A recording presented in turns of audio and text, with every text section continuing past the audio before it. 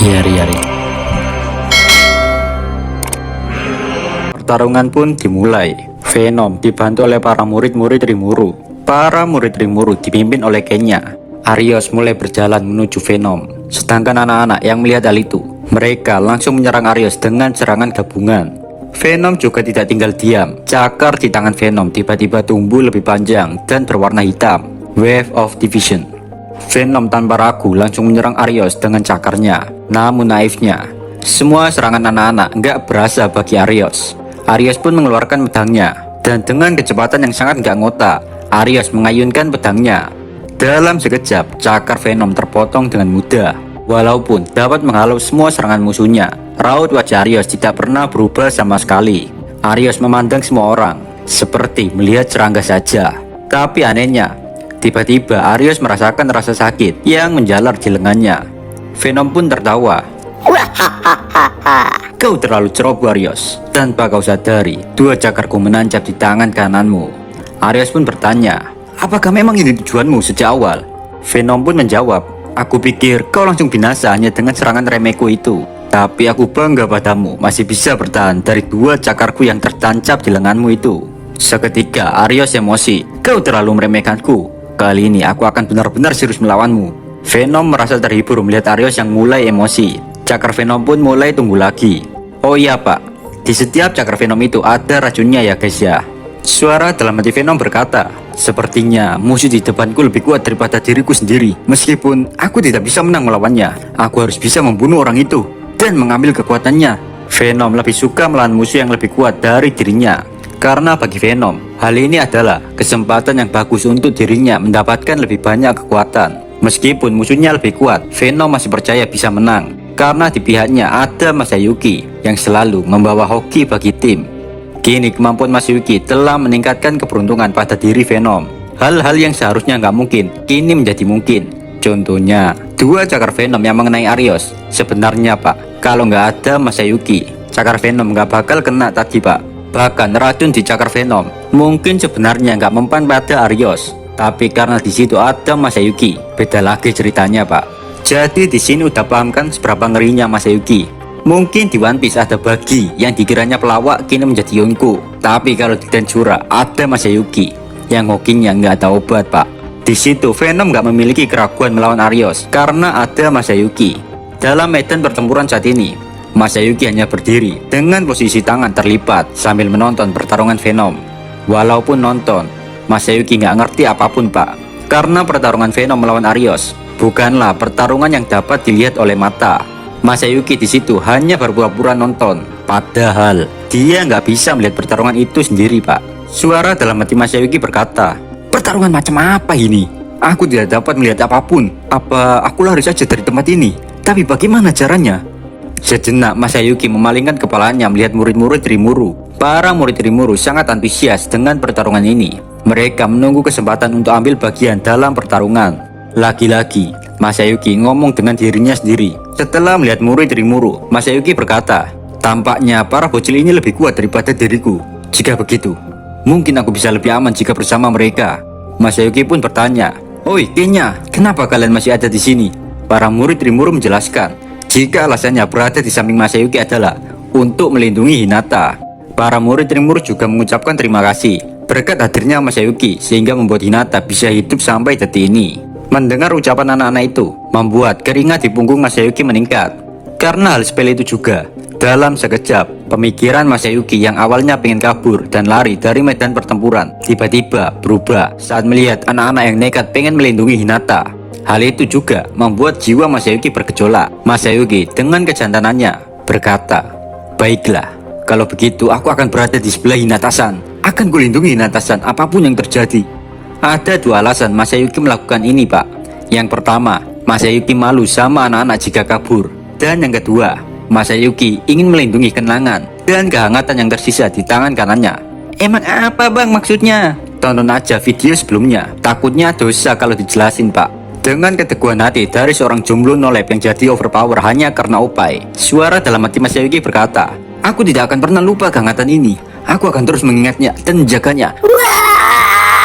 Setelah bergumam dengan dirinya sendiri, efek dari kemampuan hokinya Masayuki meningkat secara maksimal. Yang dapat merasakan hal tersebut tentunya para sekutu Masayuki, terutama Venom yang lagi bertarung. Pertarungan Venom dan Arios juga semakin sengit. Pertarungan itu hampir tidak dapat dilihat oleh mata. Bahkan Hinata juga merasakan hal tersebut. Hinata berkata, malaikat itu benar-benar kuat. Bahkan aku tidak bisa melihat gerakannya sedikit pun. Tapi aku lebih terkejut dengan temanmu itu, Masayuki. Entah bagaimana caranya dia bisa mengimbangi malaikat kintil ini. Sangat-sangat sugoi pertarungan ini. Melihat pertumbukan yang ngeri itu, Hinata nggak mau ambil resiko. Takutnya jadi beban, Pak. Hinata tahu porsinya. Dia pun menyuruh Nicholas untuk membantu warga menyelamatkan diri, sekaligus membuat penghalang pertahanan agar efek pertarungan Venom dan Arios tidak membahayakan para warga. Nicholas, Leonard, dan Freeze, mereka bertiga pun tanpa bertanya langsung mengikuti instruksi Hinata. Ketiga orang itu berlari ke tiga sisi. Hinata dan ketiga bawahnya mulai mengaktifkan penghalang pertahanan Holy and Magic Defense Barrier. Itu adalah penghalang untuk memblokir dampak ledakan panas dan lain-lain. Hinata berencana dengan melakukan ini, orang-orang memiliki waktu untuk melarikan diri. Alice dan Gale juga membantu memperkuat pertahanan dengan skill unik miliknya. Tinggal Kenya dan Ryota. Mereka berdua sangat semangat untuk segera menyerang Arios bersama Masayuki.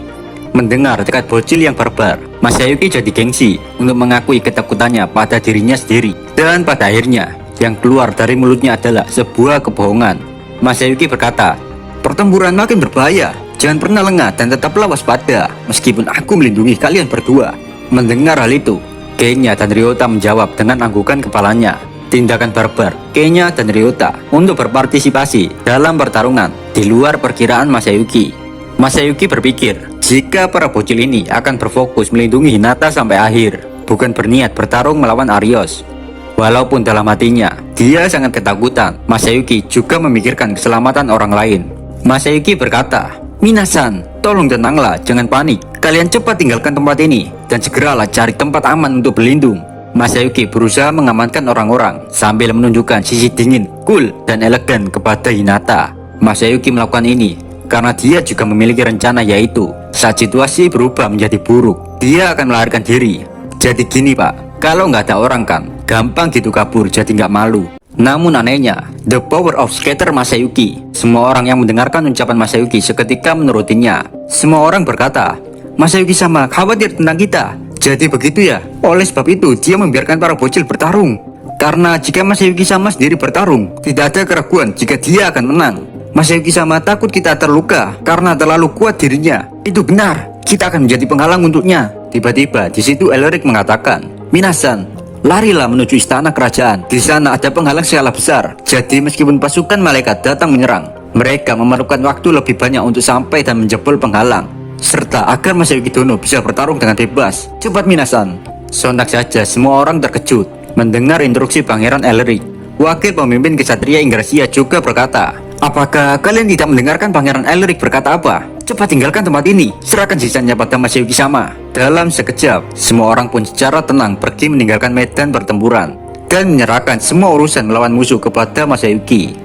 Pertarungan Arios dan Venom masih berlanjut. Perlahan, Venom mulai terpojok oleh serangan bertubi-tubi dari Arios. Lengan kiri Venom juga terpotong karena serangan Arios. Untungnya Venom masih bisa meregenerasi lengannya tersebut. Dari awal pertarungan, kekuatan mereka sudah sangat jauh. Venom juga bisa bertahan selama ini karena keberuntungan Masayuki, Pak. Belum 3 menit sejak pertarungan dimulai, namun Venom bisa merasakan jika orang-orang sudah mulai mengungsi dari tempat ini. Venom menduga bahwa Masayuki telah melakukannya dengan sangat baik. Jadi usaha Venom untuk mengelur waktu tidaklah sia-sia. Di tengah keputusasaan, tiba-tiba datang Kenya dan Ryota membantu Venom. Venom pun mengatakan, kalian jangan mati, karena aku tidak mau dibenci oleh Agera. Kedua bocil itu menjawab dengan menganggukkan kepalanya. Mereka pun mengaktifkan persenjataan spiritual. Seketika lampu berkilauan membungkus Kenya dan Ryota. Dan kemudian lengan mereka berdua sudah terpasang sebuah senjata yang bernama Evolving Type Arms. Itu adalah senjata hasil keisengan Rimuru. Jadi daripada sia-sia nggak terpakai, Rimuru memberikannya kepada anak-anak. Tapi Rimuru tidak pernah berpikir jika senjata itu akan berguna di pertempuran kali ini.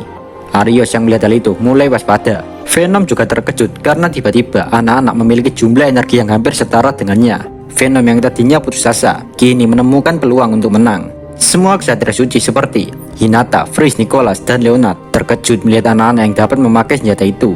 Dalam keterkejutannya, Hinata berkata, Tidak mungkin, itu adalah lengan rahasia gereja barat yang tidak dapat digunakan oleh kesatria suci, kecuali mereka dicintai oleh roh. Aku tidak menyangka jika Demon Lord Rimuru yang gak itu bisa memproduksi senjata secara massal. Melihat hal itu, para cecenguk dari kesatria suci memuji Masayuki. Mereka berkata, Masayuki Dono, kau sangat hebat bisa melatih anak-anak itu dengan sangat baik. Mendengar ucapan seperti itu, Masayuki menyangkalnya. Masayuki mengatakan jika hal itu murni kekuatan anak-anak itu sendiri. Tapi orang-orang tetap tidak percaya. Mereka menganggap jika Masayuki terlalu merendahkan diri. Masayuki hanya bisa berusaha menyembunyikan rasa malunya. Ya karena kalian tahu sendiri pak, Masayuki nggak ngapa-ngapain.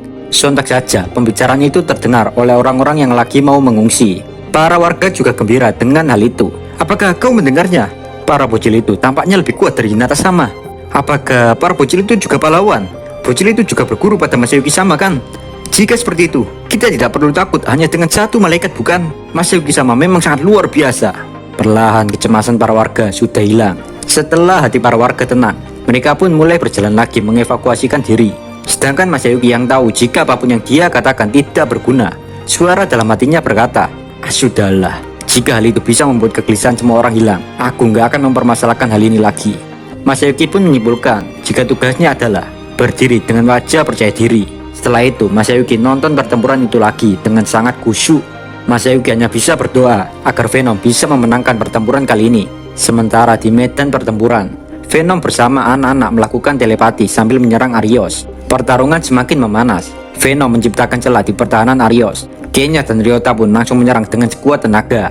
Sambil terus bertarung, Venom terus menginstruksikan melalui telepati agar tetap waspada dan tidak ceroboh. Di tengah pertempuran, Venom mengubah strategi, di mana Ryota menjadi support untuk tim. Ryota akan menggunakan atribut angin sebagai pertahanan dan air untuk selalu menyembuhkan rekan tim yang terluka. Jadi Venom dan Kenya bisa fokus menyerang dengan barbar tanpa takut mati.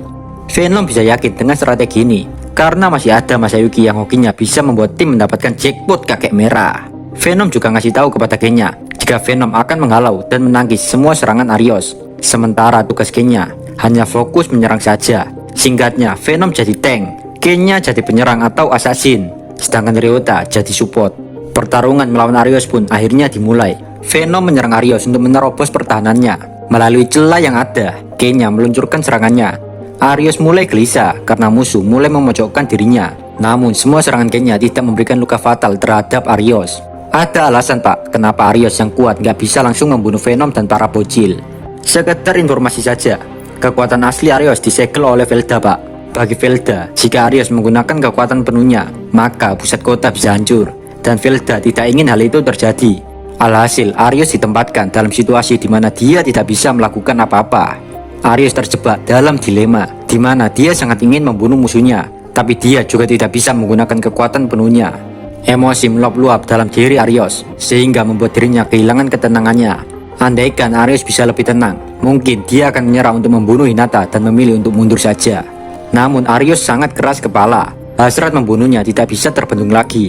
Arios pun mengayunkan pedangnya, Sinde, dan cerot. Pedang Arios menebas perut Venom.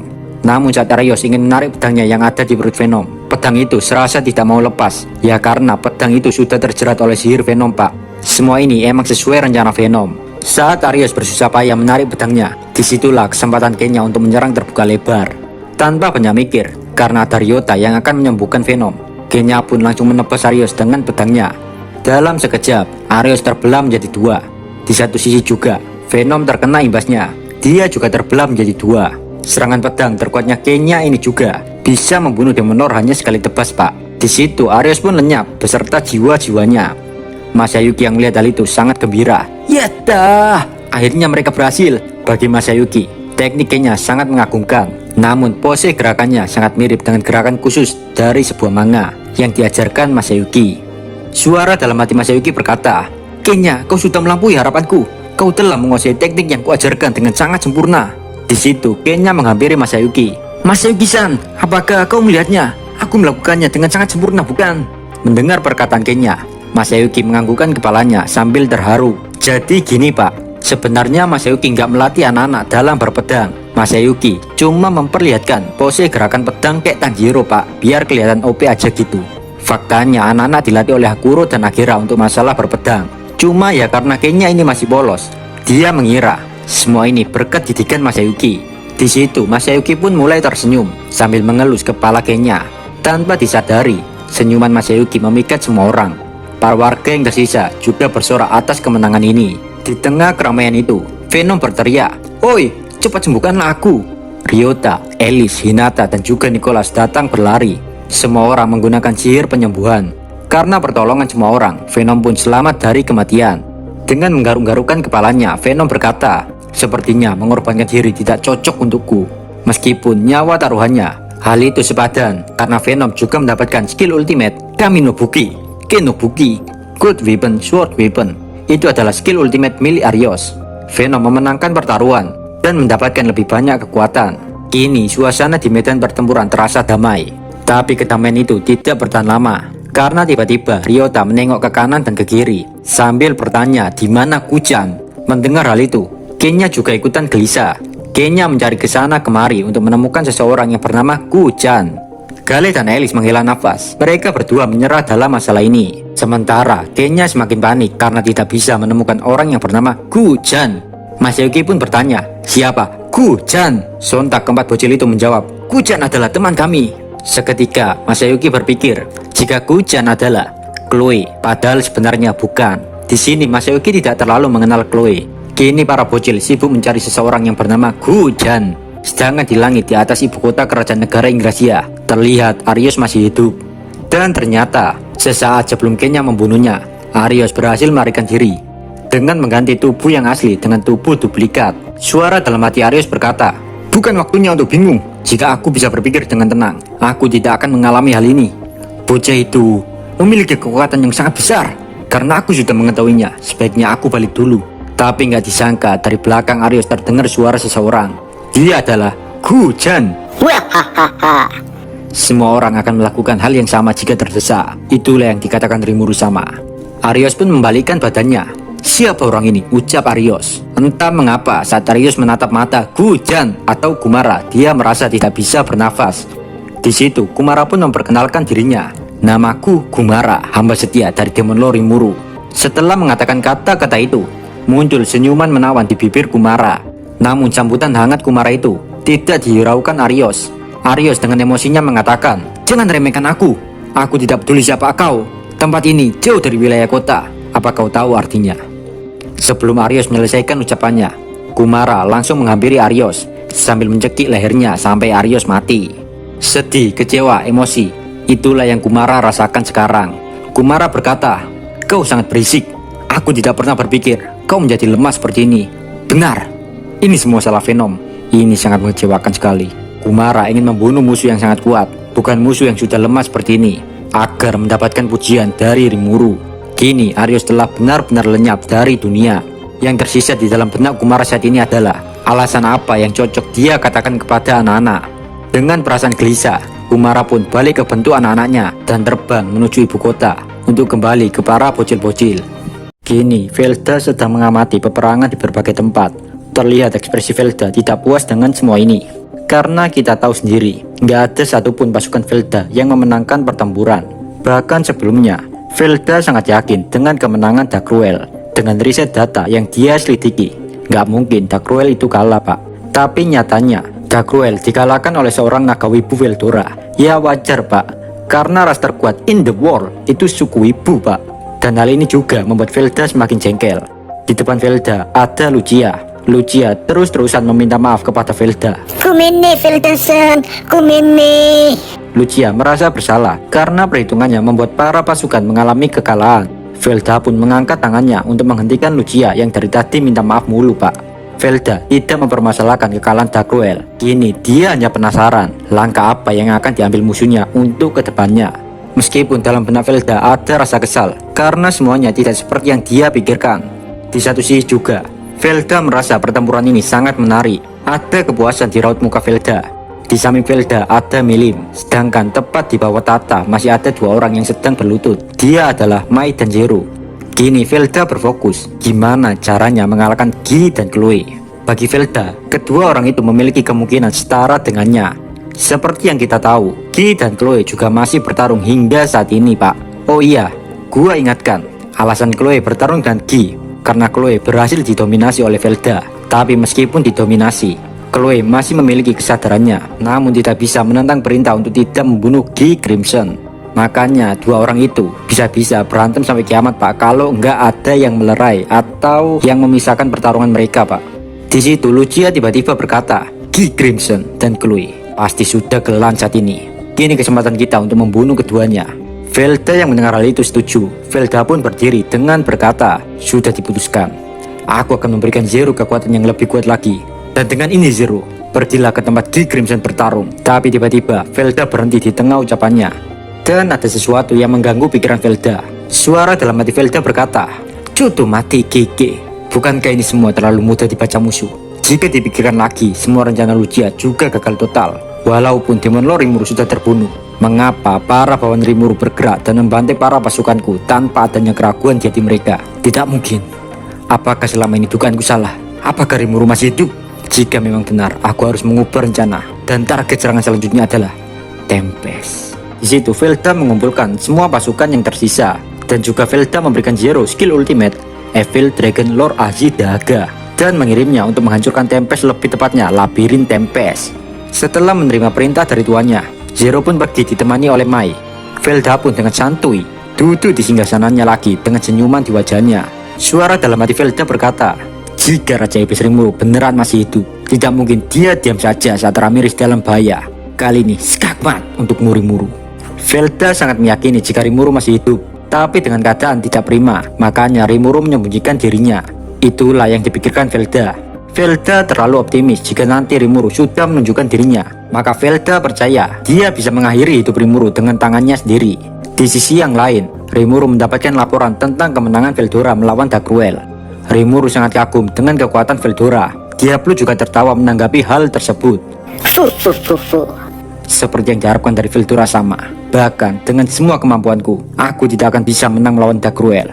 Di situ Ciel mengatakan, jika tanpa pengalaman bertempur melawan Felgreen, Veldora mungkin akan kalah melawan Darkruel. Saat tahu banyak yang memuji dirinya, Veldora tertawa bahagia. Sebenarnya aku menggunakan semua kekuatan penuhku. Jadi kini aku tidak memiliki cadangan esensi sihir di dalam tubuhku. Rimuru yang tadinya kagum, kini menghela nafas karena ekspektasi Rimuru. Veldora menang telak. Tapi nyatanya Veldora juga hampir sekarat. Rimuru pun mulai mentransfer energinya ke Veldora. Rimuru juga bertanya, apakah tidak ada yang mengikutimu Veldora? Veldora menjawab, jika semuanya berjalan lancar, jadi aman-aman saja Pak. Medan pertempuran dimenangkan karena strategi Ciel. Semuanya seperti bermain tepat di atas telapak tangan Ciel. Di situ Rimuru bertanya, pertempuran di berbagai tempat telah berakhir dengan kemenangan kita. Tapi yang jadi pertanyaan adalah, siapa target Velda selanjutnya? Aku tidak berpikir jika dia akan menyerah dalam menghancurkan dunia. Saat Rimuru bertanya, Diablo menjawab, aku rasa target Velda selanjutnya adalah tempat di mana Guy Crimson bertarung. Namun Ciel nggak sependapat dengan Diablo. Ciel mengatakan jika Velda pasti meragukan kematian Rimuru. Jadi otomatis target Velda selanjutnya adalah Tempest dengan tujuan memancing Rimuru. Ciel juga menjelaskan jika Velda kemungkinan bakal mengirim pasukan terkuatnya menuju Tempest, termasuk juga orang yang dapat membuat kemampuan labirin Ramiris jadi nggak bekerja sama sekali. Yang menurut Mr. D sendiri, mereka akan berfokus menangkap Ramiris. Penangkapan itu dengan alasan biar labirin nggak berfungsi lagi. Karena strategi musuh sudah diketahui, Rimuru pun membicarakan langkah selanjutnya untuk masalah ini. Di dalam diskusi itu, semua orang menyimpulkan jika tempat di mana Velda berada yaitu Sky Castle, kini nggak ada yang menjaga karena Darkruel sendiri sudah kalah. Jadi gerbang Sky Castle kini terbuka lebar tanpa ada penjagaan. Jadi ketika Velda akan menyerang Tempest untuk memancing Rimuru, maka Rimuru juga akan berencana menyerang mereka duluan. Rimuru nggak takut karena kita tahu sendiri Pak, pasukan Velda nggak sebanyak awal pertempuran. Dan dengan ini, skakmat Rimuru umumkan untuk Velda. Melalui telepati, Rimuru memanggil 3 iblis mematikan, Testarossa, Ultima, dan Carrera. Kalian bertiga cepat pergi hancurkan gerbang Sky Castle. Selain itu, sembunyikan fakta jika aku masih hidup, oke? Mendengar hal itu, Ultima menjawab, seperti dugaanku, Rimuru sama masih hidup. Testarossa juga tersenyum. Hal ini sama sekali tidak membuatku kaget. Aku telah bertanya ke Benimaru tentang Anda Rimuru sama. Demi Tuanku Rimuru sama yang agung, akan kumusnahkan semua musuh sesuai perintah Anda. Sedangkan Carrera juga menjawab, serahkan pada kami Rimuru sama, karena hanya Andalah yang bisa memerintahkan kami. Ketiga iblis itu sangat bahagia atas perintah langsung Rimuru. Jadi alasan ketiga iblis ini nggak join war, ya karena mereka nggak mau gerak tanpa perintah dari tuannya Rimuru. Selain Rimuru, ya nggak ada yang berani menyuruh tiga iblis itu pak. Dan kini ketiga iblis itu sudah mulai bergerak untuk memporak-porandakan Sky Steel. Kini masalah yang tersisa ada di benua utara, tepatnya di mana Guy, Chloe, Velgrin, dan Velzat bertarung.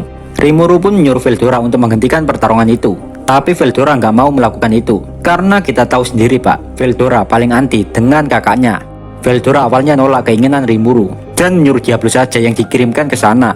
Namun Diablo menjawab, aku memiliki tugas penting sebagai penjaga dari Rimuru sama. Oh Veldora sama, tolong pergi dan beri peringatan pada para kakakmu yang mengerikan itu. Veldora tidak bisa mengelak lagi. Ditambah lagi, Rimuru berkata, cepatlah Veldora-san, bukankah aku juga sudah membagikan esensi sihirku padamu? Dengan berat hati, Veldora pun menuruti keinginan Rimuru. Dengan demikian, diputuskan jika Veldora akan pergi dan menghentikan perselisihan antara saudara perempuannya. Ekspresi Veldora dipenuhi dengan kesedihan. Veldora terus melihat ke belakang, ke arah Rimuru berkali-kali, berharap Rimuru berubah pikiran. Tapi Rimuru pura-pura nggak lihat, dan akhirnya Veldora pergi dengan penuh rasa penyesalan. Rimuru sengaja melakukan ini, karena Rimuru juga nggak mau menghentikan pertengkaran dua naga sejati itu pak. Di satu sisi, para pasukan malaikat yang tersebar di berbagai tempat, kini mereka semua berkumpul di Tempest. Jumlah mereka sekitar 600.000. Yang dengan kata lain, Velda sudah kehilangan 40% dari 1 juta pasukan mereka. Ini semua sesuai dengan prediksi Ciel Sensei. Walaupun umat manusia menang di berbagai tempat, tapi ancaman para malaikat masih tinggi. Rimuru masih memikirkan cara agar Tempest bisa memenangkan peperangan. Di situ Benimaru yang belum memulihkan energinya masih tetap nekat untuk mempertahankan labirin. Benimaru berkata, serahkan tempat ini kepada kami. Anda cukup menonton saja Rimuru sama. Tolong lihatlah kekuatan kita semua untuk mempertahankan labirin. Mendengar ucapan Benimaru, Rimuru berusaha mempercayainya. Andaikan keadaan berubah, maka Rimuru akan menurunkan Diablo untuk mengurus masalah yang tersisa. Dan kini para pasukan malaikat pun mulai menyerang Tempest. Setelah diberi kekuatan oleh Velda, Zero pun langsung mengumpulkan para pasukan malaikat. Zero dulunya adalah manusia buatan Yuki, yang sampai saat ini Zero tidak memiliki emosi dalam dirinya. Dia diciptakan di dunia ini sebagai boneka tempur. Di antara ratusan boneka buatan tangan Yuki, Zero adalah satu-satunya yang bisa disebut puncak kesuksesan Yuki. Dengan cara bertarung yang unik, tubuh yang sempurna, kekuatan serapin di dalam tubuhnya, dan terakhir, ada skill ultimate Evil Lord Azidaga, membuat Zero tampak tak terkalahkan. Kini aura Zero lebih kuat daripada Zero yang dulu. Di depan 600.000 malaikat, sudah bersiap Mai, Dino, Pico, Grazia, dan Zero untuk menyerang. Sebelum menyerang, Dino bertanya pada Zero, jadi, rencana seperti apa yang akan Anda lakukan Zero-san? Zero tidak menjawab, dia hanya diam saja. Lalu Mai pun menjawab, Dino-san, kau tidak bisa menang jika kau bertarung dengan setengah hati. Serang saja mereka dengan semua kemampuanmu, dan jangan beri mereka waktu untuk memulihkan dirinya. Mendengar hal itu, Dino tidak setuju. Dia menjawab, jangan konyol, mereka sengaja bersembunyi di dalam labirin. Aku telah berkali-kali menyerang, tapi selalu gagal. Kita harus memiliki rencana. Belum aja nyerang, kubu malaikat sudah emosi sama rekannya sendiri pak. Saat melihat suasana yang tidak kondusif, Zero selaku pemimpin akhirnya bicara. Ini bukan waktunya untuk bertengkar. Perintah yang aku terima dari Velda-san adalah penghancuran labirin dengan serangan habis-habisan. Bahkan jika mereka berlindung di dalam labirin, itu tidak masalah. Bagaimanapun juga, kita akan menghancurkan labirin. Cepat mulai invasi labirin. Pico dan Grazia tidak setuju dengan usulan Zero. Bahkan mereka belum apa-apa sudah mengeluh. Bagi mereka berdua, menaklukkan labirin bukan hal yang mudah jika tanpa rencana. Mereka bisa mengatakan hal demikian karena mereka sudah berkali-kali gagal atas penyerangan labirin ini. Bahkan mereka saja tidak bisa menembus pertahanan Gerudo dan Gabiru yang menjaga di atas labirin.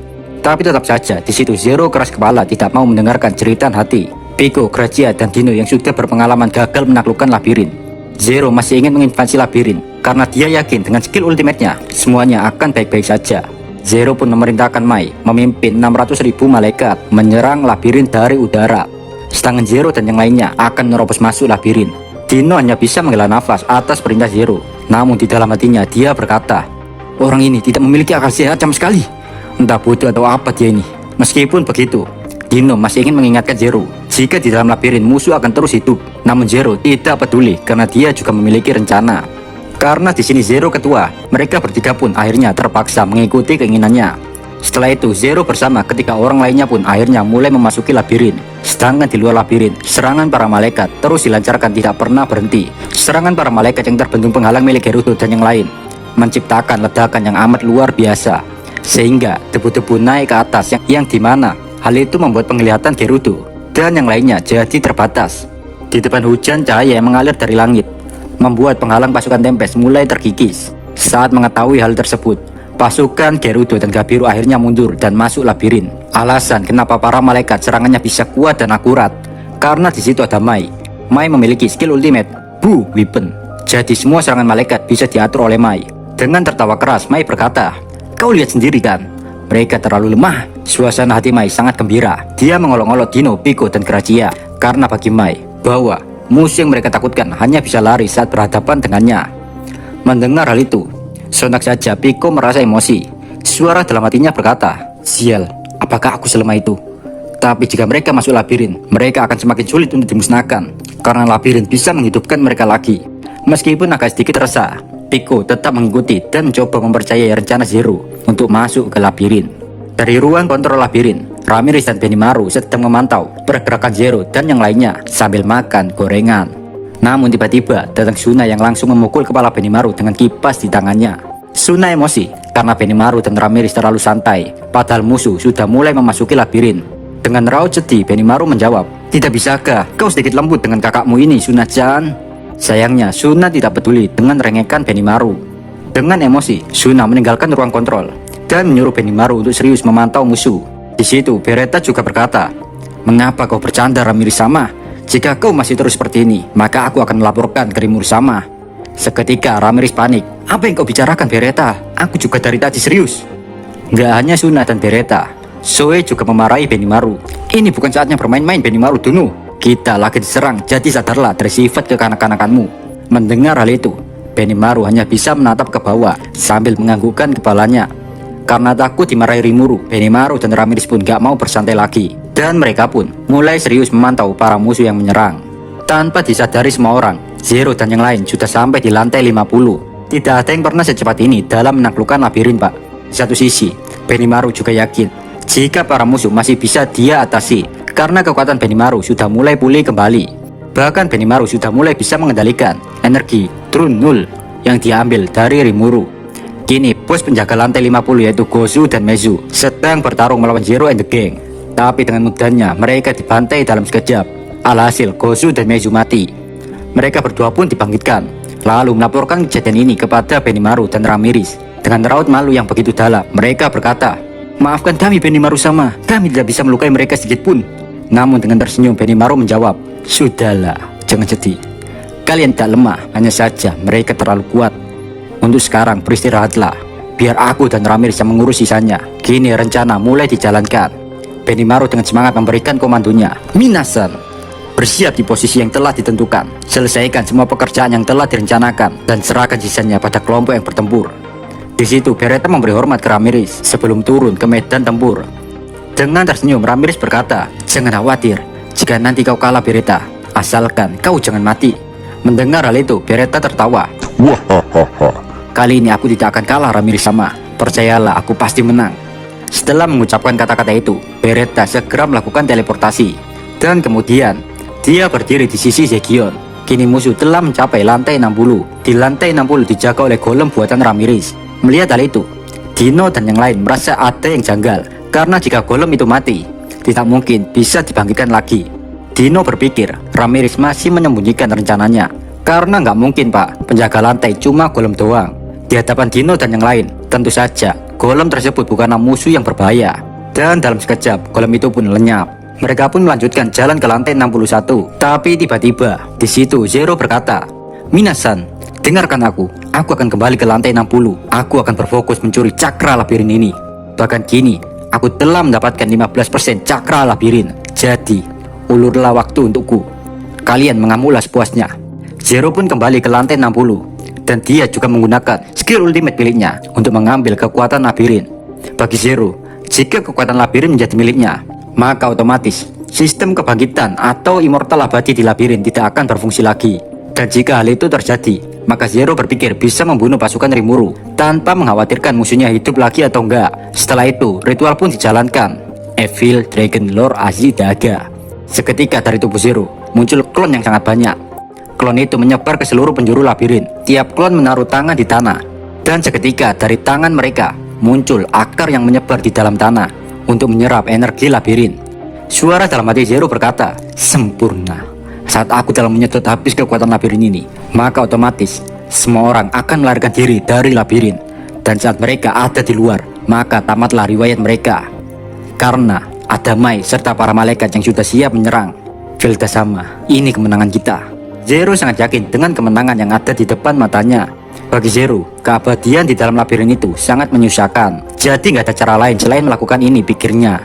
Di lain cerita, setelah meninggalkan Zero, Gracia dan Pico, mereka berdua emosi karena Zero kebanyakan ngatur mereka. Mereka berdua ingin Dino membunuh Zero, tapi Dino menjawab jika hal itu sangat merepotkan. Dan meskipun Dino berhasil mengalahkannya, pastinya Velda akan tahu tentang hal ini duluan. Itulah pikir Dino. Kini Dino dan yang lain sudah sampai di lantai 70. Saat berada di lantai itu, tempat itu kosong, tidak ada satupun monster. Dino berkata, sudah kuduga, Adalman pergi ke medan tempur. Hari ini kita sangat beruntung. Mendengar hal itu, Pico dan Gracia juga sependapat dengan pemikiran Dino. Mereka bertiga pun melanjutkan ke lantai 71. Di lantai 71, sama saja, nggak ada satupun monster. Dari sini, Dino mulai curiga. Dan gak lama terdengar suara tawa keras Ramirez. Kau akhirnya datang juga, Dino. Kau telah mengkhianatiku. Akan kupastikan kau menyesal hari ini, Dino. Setelah ucapan Ramirez selesai, tiba-tiba struktur lantai berubah. Dan kemudian 4 bayangan muncul. Mereka adalah Gerudo, Gabiru, Beretta, dan Zekion. Melalui speaker labirin, Ramirez bertanya, di mana temanmu yang satunya lagi, Dino? Dino pun melihat ke atas, menatap CCTV yang terhubung ke ruang kontrol. Dengan menghela nafas panjang, Dino pun menjawab, satu orang temanku ada di belakang. Dia bilang lagi pengen cari naga hijau. Ramirez nggak paham maksud Dino. Tanpa pikir panjang, Ramirez berkata, mari kita mulai, Dino. Kalian Zekion dan Beretta, cepat habisi Dino. Saat mendengar ucapan Ramirez itu, seketika Dino emosi. Jangan bercanda, tidak mungkin aku bisa menang melawan 2 orang sekaligus. Dasar Ramirez bodoh. Baka ya Ramirez. Saat dihadapkan pada situasi yang tidak menguntungkan, Dino terus memikirkan siasat untuk mengulur waktu demi rencana Zero. Suara dalam hati Dino berkata, sial, jika mereka berdua menjadi lawanku, aku pasti akan mati hari ini. Di situ Dino berkata, Jodo mate Gege minasan, kumohon dengarkanlah permintaanku. Bagaimana jika kita melakukan pertarungan dengan format KO? Jadi nggak boleh ada pertarungan lain sebelum pertarungan pertama selesai. Dino sengaja mengusulkan hal tersebut karena Dino ingin mengulur waktu untuk Zero. Dino juga berharap agar Zero segera datang untuk membantunya. Awalnya Dino nggak percaya jika keinginannya bertanding dengan mode KO akan disetujui oleh Ramirez. Tapi nggak lama Ramirez menjawab jika dia setuju dengan usulan Dino. Sontak saja Dino heran kenapa Ramirez bodoh itu masuk ke dalam rencananya. Suara dalam hati Dino berkata, sepertinya keberuntungan masih berpihak padaku. Pertandingan pertama pun dimulai, yaitu Gabiru melawan Pico. Keduanya saling bertarung di udara dan menggunakan tombak. Awal pertarungan pun berlangsung sangat sengit. Tidak ada dari mereka yang mau mengalah. Kesan pertama Pico terhadap Gabiru adalah Pico sangat kaget karena di pertarungan sebelumnya Pico ngerasa kekuatan Gabiru nggak sebesar ini. Kini Pico yakin jika Gabiru adalah ancaman. Setelah adu tombak, di situ Gabiru mengeluarkan Flame Breath dan Thunder Breath. Tapi dengan mudah, Pico menghindari serangan itu. Sambil menghindar, Pico juga menyerang Gabiru dengan Black Thunder dan Heaven Judgment. Tapi sama saja, serangan Pico tidak mengenai Gabiru. Heaven Judgment milik Pico adalah skill yang sangat absurd, di mana jika musuh pernah dilukai Pico, maka luka itu bisa muncul lagi di tubuh Gabiru. Namun Gabiru tidak bodoh, dia menggunakan kartu as miliknya, Setting Star Pierrot. sehingga efek skill milik Pico seolah-olah tidak berefek padanya. Melihat Gabiru yang gak kenapa-kenapa, Pico terkejut. Nani, kenapa ini bisa terjadi? Gabiru menjawab, apakah kau terkejut, Nona? Maafkan aku, Nona. Aku masih memiliki alasan untuk tetap hidup. Meskipun Gabiru bersikap sok cool seperti cowok-cowok di TikTok, tapi nyatanya Gabiru merasa ketakutan karena kartu as yang dimiliki Gabiru hanya bisa dia gunakan sehari sekali. Jadi jika Pico menyerang Gabiru dengan serangan mengerikan lagi, maka tamatlah riwayat Gabiru. Dengan perasaan gelisah dan takut kematian, suara dalam hati Gabiru berkata, "Ini sangat buruk, meskipun aku sudah menggunakan semua kekuatanku. Tapi tampaknya wanita ini masih menyembunyikan kekuatannya." Di satu sisi, Pico ngerasa heran dan terkejut melihat Gabiru bisa mengatasi serangannya. Suara dalam hati Pico berkata, "Kadal ini sangat mengerikan. Setelah menerima seranganku, dia bahkan tidak terluka. Jika seranganku tidak dapat melukainya, maka percuma saja seranganku yang lain pastinya gak akan berpengaruh juga kepada Kadal ini."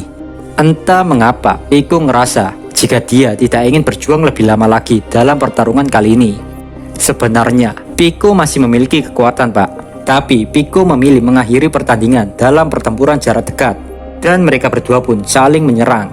Pico menggunakan Valence Spear dan Gabiru menggunakan Draconic Vortex. Hasil dari benturan itu, dua-duanya sama-sama terpental. Saat melihat hal itu, Ramirez mengumumkan jika pertarungan pertama ini berakhir seri, di mana Gabiru dipenuhi luka di sekujur tubuhnya dan tidak bisa bertarung lagi. Sedangkan Pico hanya berpura-pura tidak bisa bertarung lagi. Melalui telepati, Dino bertanya, kenapa Pico menahan dirinya. Pico pun menjawab bahwa dia sengaja melakukan ini karena Pico ingin menyimpan energinya untuk melarikan diri dari labirin. Pertarungan kedua, Gerudo melawan Grazia. Pertarungan kedua tanpa sedikit lebih sengit karena Gerudo dan Grazia sama-sama memiliki pertahanan yang kuat. Keduanya memegang senjata lengkap dengan perisai yang mereka miliki. Pertarungan pun dimulai. Grazia langsung menyerang Gerudo, tapi semua serangan Grazia berhasil ditahan Gerudo. Sontak saja, Grazia tidak menyangka dengan pertahanan Gerudo yang sulit ditembus itu. Gerudo tidak hanya bertahan saja, melainkan dia menunggu celah untuk menyerang Grazia. Lalu saat Grazia lengah, Gerudo berhasil menyerangnya, sehingga membuat Grazia jatuh ke tanah. Suara dalam hati Grazia berkata, "Tadinya aku berpikir untuk mengulur waktu, tapi makin kesini, kenapa aku sangat bersemangat dan tidak bisa menahan diriku." Grazia merasakan jika pertarungan ini sangat menyenangkan. Di lain cerita, tepatnya di ruang kontrol labirin, Ramirez emosi. Pertarungan apa ini? Tidak ada jurus 1000 bayangan, Chidori, Rasengan, membosankan sekali bukan? Hoi Benimaru, tidak bisakah kita membuat ini seri lagi dan memulai pertarungan berikutnya? Aku ingin segera menyiksa Dino. Saat mendengar Ramirez yang cerewetnya nggak ada akhlak, sontak saja Benimaru emosi. Benimaru nggak mau menghentikan pertarungan yang adil ini. Tidak seperti Ramirez, Benimaru terpesona pada pertarungan Gerudo. Di saat ini, Gerudo semakin sering menyerang daripada bertahan. Gerudo dan Grazia saling beradu pedang. Setiap pukulan dari pedang mereka membuat angin berhembus kencang dan tanah rusak. Tidak ada seorang pun yang tidak terpesona dengan pertarungan itu, kecuali Ramirez. Namun tiba-tiba, Grazia berhenti bergerak dan Grazia mengatakan jika dia menyerah. Dan pertandingan ini disimpulkan jika pemenangnya adalah Gerudo. Grazia sengaja melakukan itu karena jika dia memaksakan melanjutkan pertarungan, maka Grazia bakal kelelahan. Dan jika hal itu terjadi, maka Grazia akan kesulitan untuk kabur. Di situ tiba-tiba terdengar suara Ramirez. "Kali ini giliranku untuk mengalahkanmu menjadi debu, Dino. Karena aku Ramirez yang agung, tidak akan pernah melupakan pengkhianatanmu." Di satu sisi saat Grazia balik kembali ke sisi Dino, Grazia berkata, "Pria bernama Gerudo itu kini menjadi sangat kuat. Aku mungkin bisa mengalahkannya, tapi pastinya aku akan sangat lelah dengan pertarungan yang panjang itu." Dino pun menjawab, "Aku tahu Grazia, masih ada orang kuat lainnya di sini. Jadi jika sampai kau kelelahan, sama saja kau bunuh diri di sini." Sedangkan kini giliran Dino untuk bertarung, dan yang menjadi lawannya adalah Gerudo. Dino pun mulai melangkah maju, dan Dino merasakan kakinya sangat berat untuk digerakkan. Suara dalam hati Dino berkata, "Tenanglah Dino, lawanmu hanyalah Gerudo. Dia sudah kelelahan. Apalagi yang kau takutkan?" Dan tiba-tiba, di situ Ramirez berkata, Gerudo-kun, kau pasti lelah bukan? Kau harus digantikan Gerudo-kun." Mendengar hal itu, Gerudo dengan patuh setuju untuk mundur dan digantikan oleh tim yang terdiri dari Beretta dan Zegion. Jadi kini lawan Dino sekarang adalah Zegion dan Beretta. Jelas saja mereka bukan lawan yang bisa dimenangkan Dino. Dengan mata seperti ikan mati, Dino mengalihkan pandangannya ke arah Zegion. Suara dalam hati Dino berkata, "Kenapa kekuatan Zegion tidak sebesar dulu? Tapi yang lebih penting, bajingan sekali kau Ramirez. Cepatlah sedikit Zero. Atau semua rencanamu gagal total karena aku nggak mungkin mengulur waktu lebih lama lagi. Di dalam ruang kontrol labirin, Benimaru berkata, "Dengarkan aku, Minasan. Kini salah satu rekan Dino yang bernama Zero telah mengambil alih kekuatan labirin. Jadi dengan otomatis, jika kalian mati di dalam labirin, kalian tidak akan bisa dibangkitkan lagi. Tapi ingat perkataan dari Murusama, beliau tidak mengizinkan kalian untuk mati. Maka dari itu, persiapkan diri kalian." Di satu sisi, Zero secara bertahap sudah menyerap energi labirin 90% lebih. Suara dalam hati Zero berkata, "Aku akan membersihkan wilayah ini dari sekumpulan orang-orang bodoh. Dengan begitu, Demon Lord Rimuru akan terpancing keluar, dan kita semua akan menghancurkan pasukan mereka sekaligus. Seperti yang diharapkan dari Velgasama, ini adalah rencana yang sangat sempurna." Namun kesenangan Zero tidak bertahan lama, karena tiba-tiba terdengar suara seseorang di ruang kosong. Suara itu bergema, "Bodoh, jangan terlalu percaya pada kemampuanmu. Perlu kau ketahui, jika orang-orang sepertimu tidak akan pernah bisa menjatuhkan labirin ini." Zero mendengar suara orang, tapi tidak tahu itu siapa, karena yang muncul hanya seekor kupu-kupu yang mendatanginya. Tapi tiba-tiba, kupu-kupu itu berubah menjadi seorang prajurit. Sontak saja, Zero kaget karena kehadiran prajurit yang kita kenal dengan Zekion. Hawa keberadaannya tidak bisa dirasakan Zero sama sekali sejak tadi. Tapi di situ, Zero masih sombong. Zero mengatakan jika Zekion melakukan kesalahan. Andaikan Zekion tidak menunjukkan dirinya, mungkin nyawanya masih bisa diselamatkan, pikir Zero. Namun pada kenyataannya, Zekion sudah mengerti rencana Zero. Tanpa banyak bacot, Zero menciptakan banyak Evil Dragon Beast. Zero bisa menciptakan begitu banyak makhluk kintil itu karena Zero sudah mengambil energi yang ada di labirin.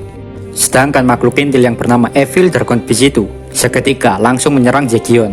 Tapi dalam sekejap, semua makhluk ciptaan Zero musnah hanya karena satu kilatan cahaya serangan Zekion. Melihat Zekion yang berhasil membasmi makhluk ciptaannya, akhirnya Zero kini mengakui kekuatan Zekion. Bagi Zekion, dia mudah saja menggagalkan Zero untuk menyerap kekuatan labirin. Namun karena Zekion diperintah Rimuru untuk membiarkan Zero, maka dari itu Zekion bersabar untuk melihat apa yang akan Zero lakukan.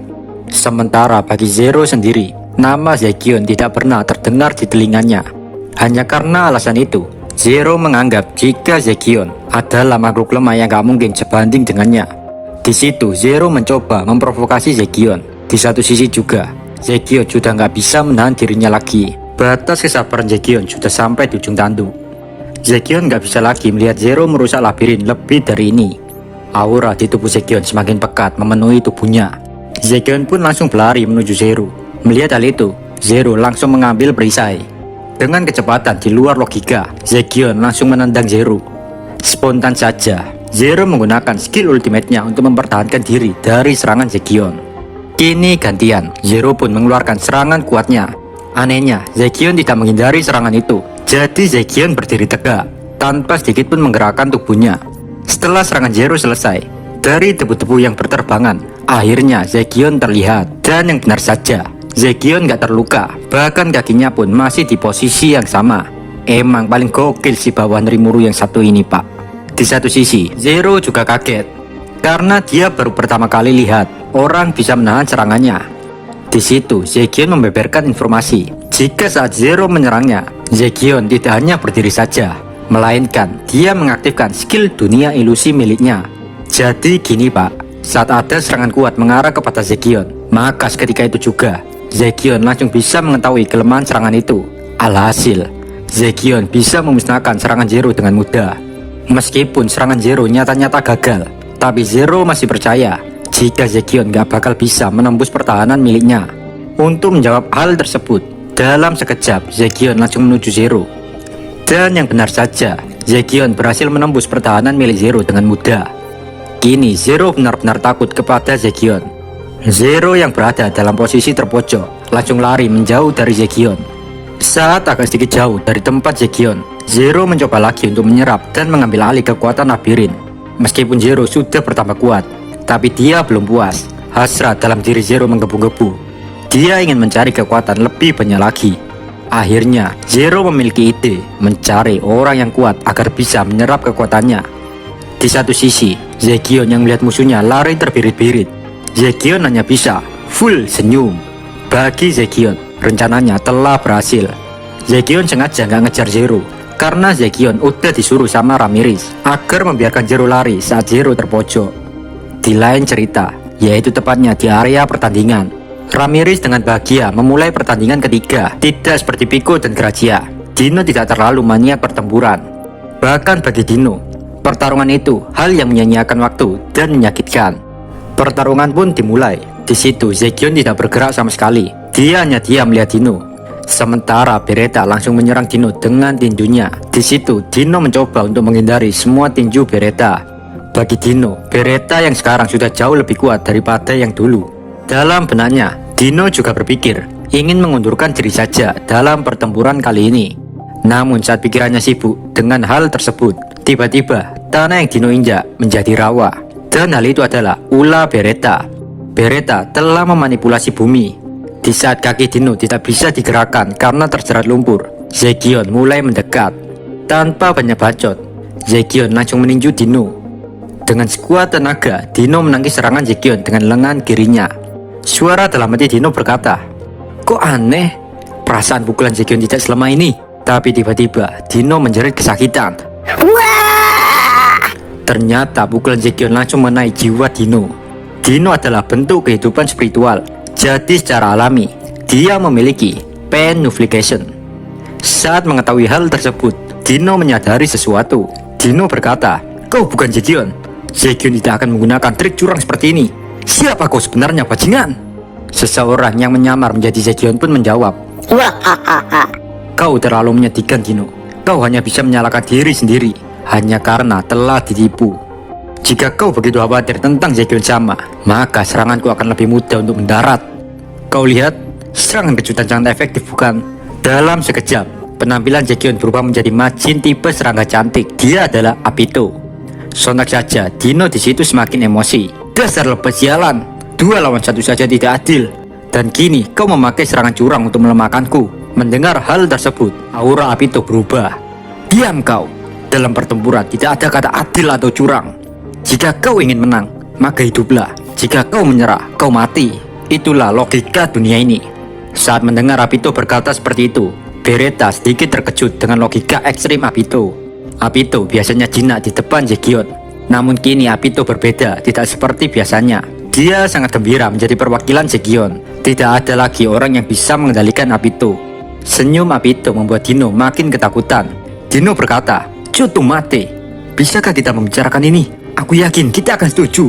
Kita hanya perlu berbicara." Mendengar hal tersebut, Apito cuma tersenyum. Tapi dia terus menyiksa Dino. Sedangkan Dino hanya bisa menjerit dan menangis. Tapi dia nggak bisa kabur karena kakinya terjebak di tanah dan gak bisa digerakkan. Sementara Ramirez makin tertawa puas di bawah penderitaan Dino. "Kasihan sekali kau, Dino-chan. Jika kau meminta maaf, aku mungkin bisa memaafkanmu. Tapi kau tahu kan keinginanku?" Dino pun menjawab, "Apakah kau mengatakan kepadaku untuk mengkhianati Velda sama?" "Idiot, kau tahu itu tidak mungkin bukan?" Ramirez pun bertanya, "Mengapa? Aku hanya bertanya. Mengapa kau mematuhi pria itu?" Dino menjawab, "Kau tanya mengapa? Itu karena aku tidak bisa melawan Velda Nava sama." Ramirez berusaha menyadarkan Dino jika Velda Nava dan Velda itu 2 orang yang berbeda. Namun Dino tidak mempercayai ucapan Ramirez. Kedua orang ini tidak menemukan kecocokan dalam pembicaraan kali ini. Di situ Ramirez pun menyuruh Beretta dan Apito untuk terus menyiksa Dino. Seluruh labirin hampir mendengar cerita Dino disiksa. Sedangkan di dalam ruang kontrol, semua orang awalnya membahas Zero. Bagi mereka, pergerakan Zero sudah diprediksi Rimuru sama, jadi nggak ada masalah. Di satu sisi juga, Benimaru sangat terpesona melihat Zekion yang bisa dengan mudah menahan Zero sendirian. Bagi Benimaru, sebagai orang yang paling dipercaya Rimuru dalam rencana ini, Benimaru berpikir jika Zero ada kemungkinan akan nge-fly karena terlalu banyak mengkonsumsi energi labirin. Padahal Pak, awalnya Rimuru hanya memerintahkan semua bawahannya agar berhati-hati karena Zero akan menyerap energi labirin. Dan Rimuru juga ingin agar Benimaru bisa mengatur biar nggak ada korban. Rimuru hanya memikirkan hal simpel seperti itu. Tapi Benimaru, Suna, dan Ramirez menyimpulkan jika Rimuru menolak rencana menyerang musuh habis-habisan karena Rimuru menunggu timing untuk serangan balik. Karena jika bisa melakukan serangan balik, Maka saat Zero terpojok dan ingin mengambil kekuatan Dino, hal itu masih bisa dicegah. Mereka bertiga percaya jika musuh sedang menarik di telapak tangan Rimuru. Dan akhirnya mereka bertiga pun menatap monitor lagi dan memantau apa yang akan Zero lakukan selanjutnya. Di lain cerita, Zero berhasil didesak oleh Segion. Di satu sisi juga, Zero kini sudah menyerap 99% energi labirin. Kini semua beban Rimuru mengambil posisi, bersiap jika Zero tiba-tiba menyerang. Mereka semua juga ingin melihat respon Zero. Apakah Zero masih dalam keadaan sadar atau nge-fly, Pak? Jika Zero memilih untuk menyerap Dino, maka bisa dipastikan kesadaran Zero sudah hilang. Dan jika Zero memilih bekerja sama dengan Dino, maka otomatis bisa disimpulkan jika kesadaran Zero masih ada. Jadi Pak, Dino dimanfaatkan semua orang untuk mengetahui keadaan Zero bagaimana sekarang. Di lain cerita, Beretta dan Apito yang sedang bertarung dengan Dino. Mereka berdua tiba-tiba menghilang di depan mata Dino. Dalam benak Dino dia keheranan. Dino pun mencoba mencari tahu apa yang telah terjadi. Dino berteriak, "Woi Ramirez, apa yang telah terjadi?" Ramirez menjawab, "Pertandingan sementara ditunda Dino. Jika kau ingin melanjutkannya, kami akan meladenimu nanti." Dari sini Dino menyimpulkan jika Zero telah selesai menyerap energi labirin. Makanya semua orang panik dan melarikan diri. Dino pun mulai bahagia karena berkat kejadian ini nyawanya selamat, gak disiksa lagi oleh Apito dan Beretta. Tapi Dino belum menyadari hal berbahaya yang sudah menantinya, karena kini Zero benar-benar nge-fly. Dan alasan Zero nge-fly ini adalah karena Zero telah menyerap energi labirin. Ya secara singkatnya Zero itu overdosis gitu Pak. Ini semua sesuai rencana Velda. Sifat dari skill ultimate Evil Lord Azidaga adalah penggunanya akan terus mencari kekuatan lebih sampai tidak tersisa. Skill ultimate ini akan terus mengamuk dan menghancurkan apapun di sekitarnya sampai dirinya puas. Zero terus-menerus menyerap energi di sekitarnya sehingga tubuhnya lebih besar dan makin membesar. Dalam sekejap, Zero berevolusi menjadi True Dragon yang kini dia disebut dengan Dragon Berserk Evil. Zero terus mengamuk sehingga sumber goncangan itu sampai dirasakan Dino dan yang lain. Di satu sisi juga, Dino, Pico, dan Grazia merasakan jika ada sesuatu yang buruk akan terjadi. Di tengah ketegangan itu, Dino berteriak, "Oi Pico, Grazia, kalian berdua cepat bantu aku untuk menarik kakiku." Beretta sengaja menyegel tanah ini sebelum dia pergi. Namun di situ bukannya menolong, mereka berdua malah menertawakan dan menatap Dino seperti orang bodoh. Pico dan Grazia berkata, "Kau menderita seperti ini karena kau selalu hidup dengan malas Dino. Andai saja kau mencoba untuk sedikit lebih serius saat bertarung, kau tidak akan jadi orang bodoh seperti ini." Pembulian terhadap Dino nggak berlangsung lama, karena tiba-tiba datang Zero yang telah kehilangan kesadarannya. Pico, Grazia, dan Dino yang melihat hal itu seketika menyadari jika Zero telah kehilangan kendali pada dirinya. Mereka juga menyadari jika bahaya sedang ada di depan mata mereka. Tanpa banyak bacot, Zero menyerang mereka semua. Seketika banyak tentakel muncul dari atas, bawah, dan samping labirin secara bersamaan. Melihat hal itu, Grazia langsung melangkah ke depan dan menahan semua serangan Zero dengan perisainya. Perisai Grazia yang tadinya kecil tiba-tiba berubah menjadi besar. Saat dilindungi oleh Grazia, Pico menyerang Zero dengan menciptakan banyak tombak untuk melawan semua tentakel Zero yang muncul begitu banyaknya dari segala penjuru. Tapi sayangnya serangan Pico tidak efektif melawan tentakel yang muncul tiada henti.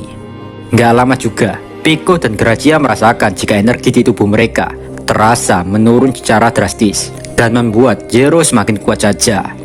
Mr. D berpendapat hal ini bisa terjadi karena Pico energinya semakin terkuras karena terus-terusan menyerang.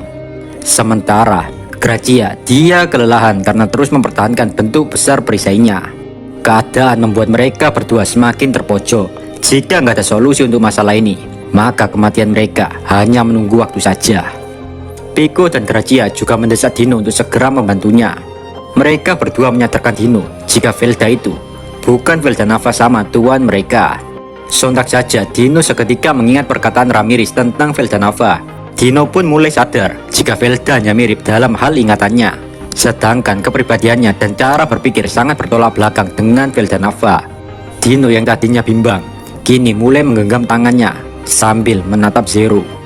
Dino pun berkata, "Oi Pico, Grazia, dengarkan aku kalian berdua.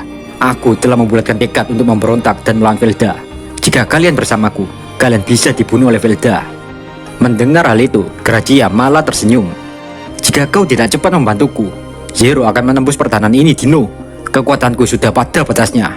Pico juga menjawab, aku juga tidak berpikir untuk menghancurkan Tempest, karena tempat ini dipenuhi seblak berbagai rasa.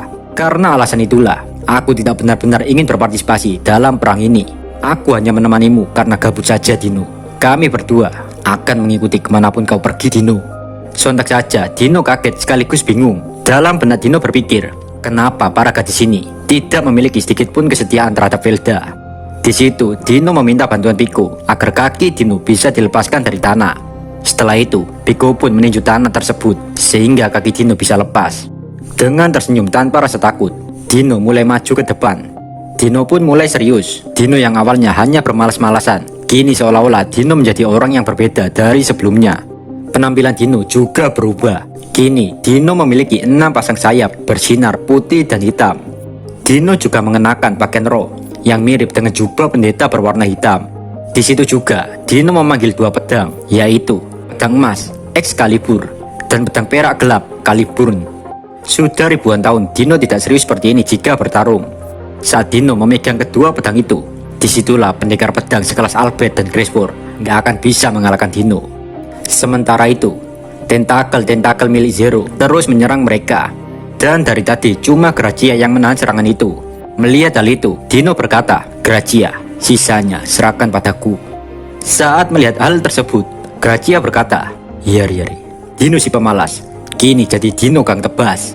Pico juga memerintahkan Dino agar mengirim monster itu terbang. Dino pun hanya menjawab dengan mengangkat sedikit baunya. Nggak lama setelah itu, terdengar suara langkah kaki, dan dia adalah Zegion. Zegion mengetahui jika Dino kini sudah serius. Zegion merasakan Dino memiliki kekuatan yang setara dengannya. Bahkan bisa dibilang Dino lebih kuat dari Zegion. Hal itu dapat diketahui Zegion karena tanda kutukan yang diberikan Zegion yang ada di tubuh Dino sudah menghilang. Zegion bertanya, apakah ini mode seriusmu, Dino? Bahkan tanda kupu-kupu yang sengaja kutaruh di tubuhmu benar-benar hilang. Aku tidak terkejut kau bisa sekuat ini. Jadi, apakah sudah kau putuskan untuk meminta maaf kepada Ramirez sama? Dengan polosnya, Dino menghadap kamera CCTV labirin. Dan Dino berkata, Oi Ramirez, aku mengakui kesalahanku. Aku sependapat denganmu. Jika Velda bukanlah Velda Nava tuanku. Saat mendengar hal itu, Ramirez tertawa. Yo ho ho ho. Akhirnya kau sadar, jika ucapanku lah yang benar. Aku akan memaafkanmu, Dino. Jadi gini, cepat kalahkan True Dragon itu. Saat mendengar jawaban Ramirez, Dino menjawab hanya dengan senyuman sedikitnya segitu, Pak. Sesaat, Dino sedikit menyadari ucapan Ramirez jika Zero telah berevolusi menjadi True Dragon. Dan ini merupakan rencana Velda dari awal, memberikan skill ultimate naga jahat Azidaga. Dino pun mulai berdiri dan membulatkan tekadnya. Dino menoleh ke arah Zegion yang ada di sampingnya. Dino bertanya, apa kau ingin bekerja sama denganku, Zegion? Zegion tanpa ragu-ragu menjawab pertanyaan Dino, jika dia akan senang hati bekerja sama untuk mengalahkan Zero. Zegion pun dikasih Dino sebuah pedang yang bernama Crumbling Fang. Setelah menerima pedang itu, Zegion meletakkan pedang itu di punggungnya. Seketika itu juga, pedang itu bersinar. Dari sinar cahaya itu muncul sepasang sayap di punggung Zegion. Namun hal itu membuat Dino merasa sedih dan iri, karena pedang Crumbling Fang tidak pernah mengakui Dino sebagai pemiliknya, melainkan Zegion. Sebelum bertarung, Zegion menyuruh Pico untuk melindungi Gaia, naga peliharaan Milim, untuk sementara waktu. Dan sekarang pertarungan Zegion bersama Dino melawan True Dragon Zero pun akhirnya dimulai. Dino bersama dengan Zegion, mereka berdua bertarung sengit melawan Zero.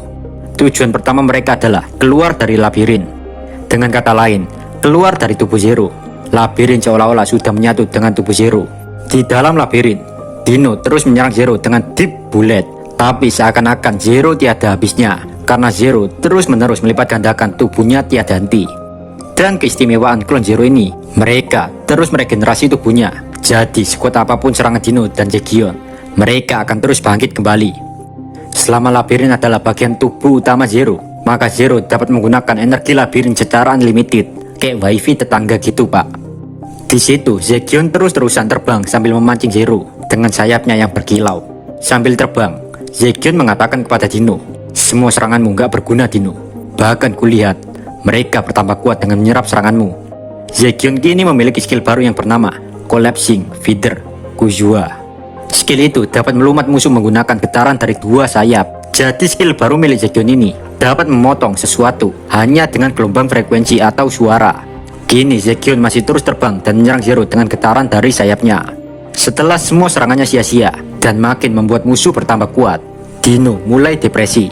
"Oi Ramirez, apakah labirin ini tidak memiliki kelemahan? Jika terus seperti ini, mereka akan terus bangkit. Tidak peduli sebanyak apapun kita membunuhnya." Ramirez yang mendengar hal itu langsung gak terima. "Apakah kau bodoh? Labirin ciptaanku tidak memiliki kelemahan apapun. Bahkan kau tidak mungkin melarikan diri dari sini.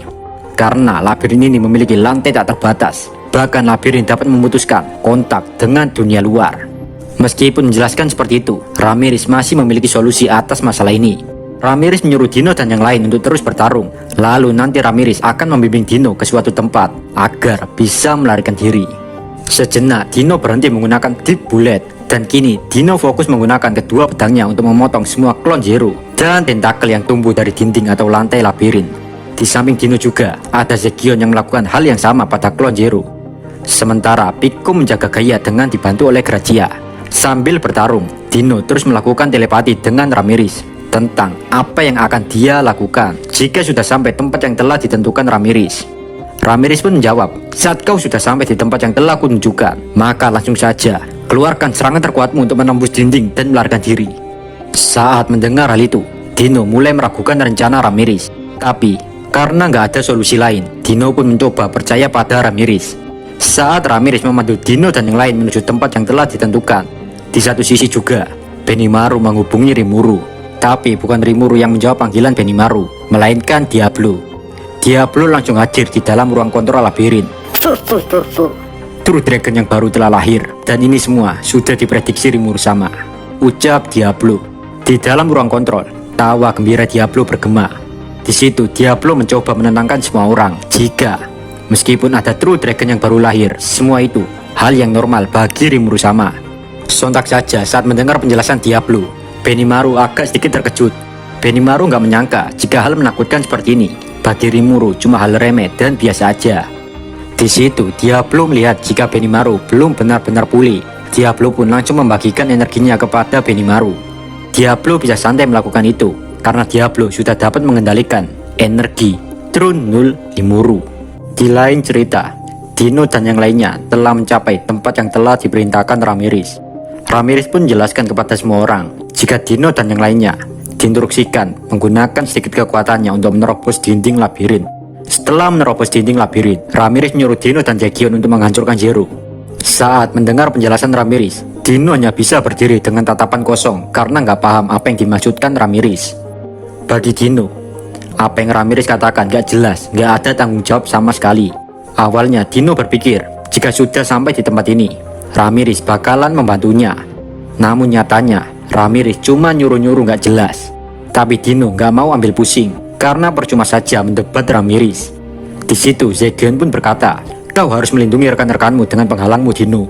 Apakah kau mengerti? Kalau tidak, maka rekan-rekanmu akan ditelan hyperspace." Saat mendengar instruksi Zekion, Dino hanya bisa menganggukkan kepalanya. Di situ selain Zekion yang terhubung dengan Soul Hellway, tidak ada yang bisa bergerak bebas di hyperspace. Jadi Pak, resiko saat melakukan ini saat pindah di dimensi adalah seseorang bisa terjebak oleh perbedaan fase hyperspace dan berakhir di tempat yang entah di mana. Dunia hyperspace adalah dunia yang dapat meneku aliran waktu. Bahkan untuk Pico dan Grazia, mereka pasti kesulitan mempertahankan keberadaannya di hyperspace. Jika kalian bingung apa itu hyperspace, Mr. D bakal ngejelasin secara mudah.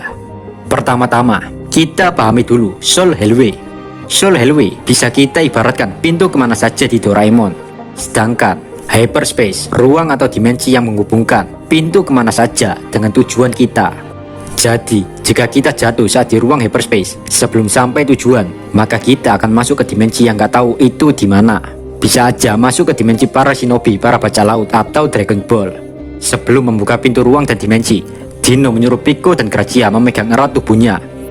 Sebelum melakukan hal tersebut, di situ Zekion memberikan Dino sebuah core bola bundar kecil. Meskipun tidak mengerti fungsi dari core itu, Dino menerima core tersebut dan memasukkan di dalam saku. Di satu sisi, dengan sinyal dari Ramirez, mereka berempat melepaskan serangan kuat untuk membuat lubang di dalam labirin. Sebelum lanjut ke ceritanya, Mr. D ingin flashback sebentar, Pak. Kenapa bang pakai flashback? Udah dengerin aja, nggak ada ruginya kok dengerin bentar aja.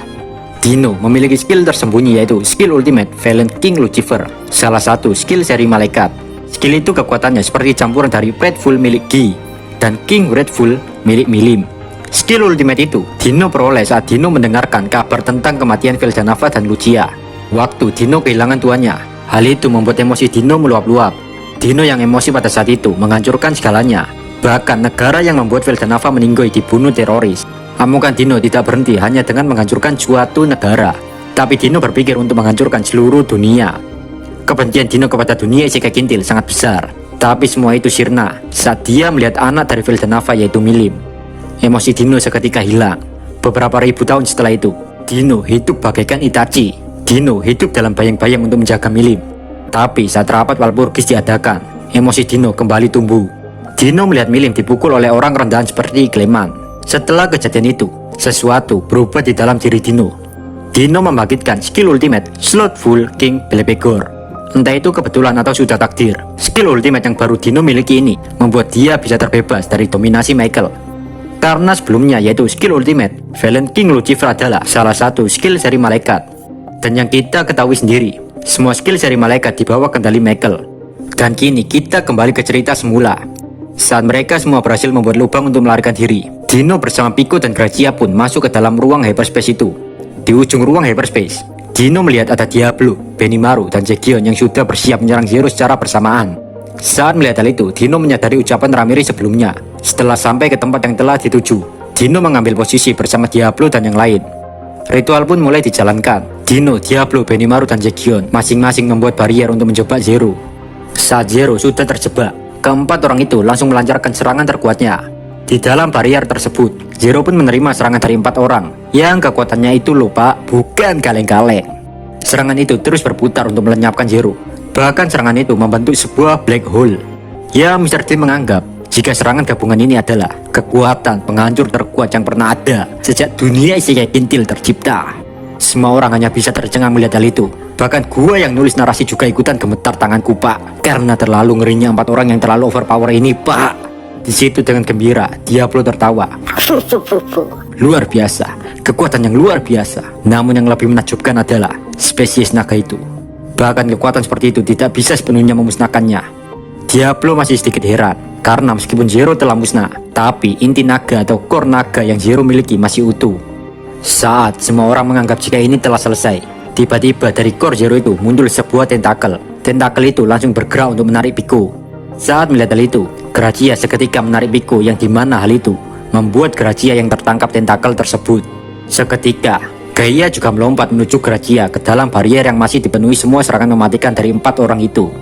Pico yang nyawanya diselamatkan Gracia merasa emosi dengan hal tersebut. Pico tanpa pikir panjang ingin masuk ke dalam barrier itu.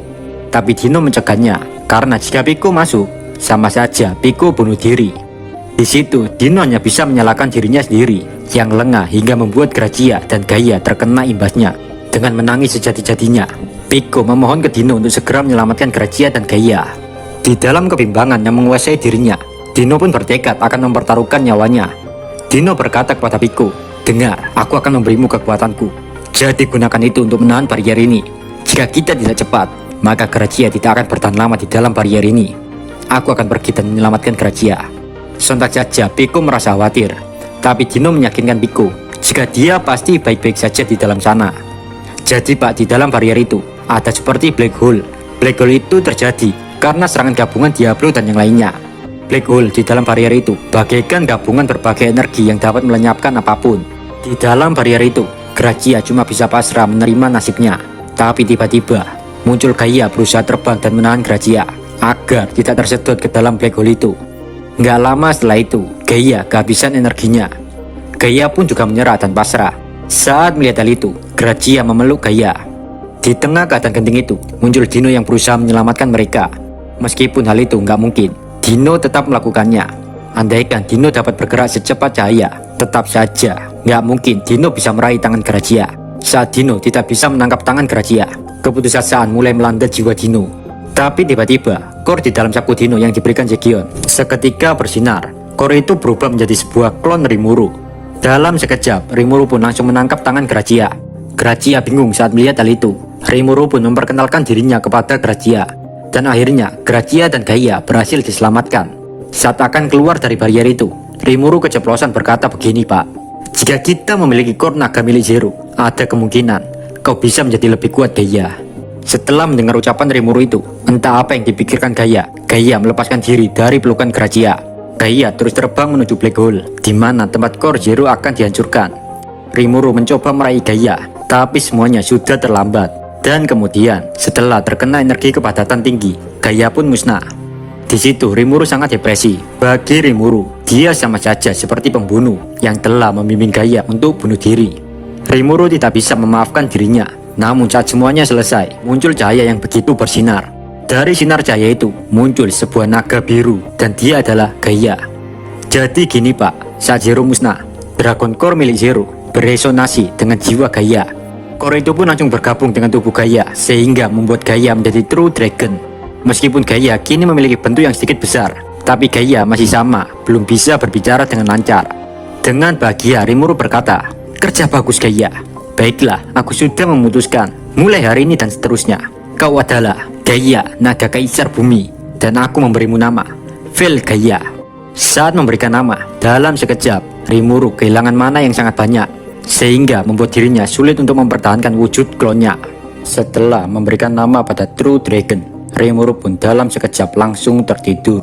Gak lama, Rimuru mulai terbangun dari pingsannya. Saat membuka matanya, Rimuru melihat ada Gaia di atas tubuhnya. Gaia yang tadinya berukuran sekitar 2 meter, kini kembali ke tubuh mininya menjadi 50 cm. Seperti biasa, orang yang pertama kali mendekati Rimuru adalah Diablo.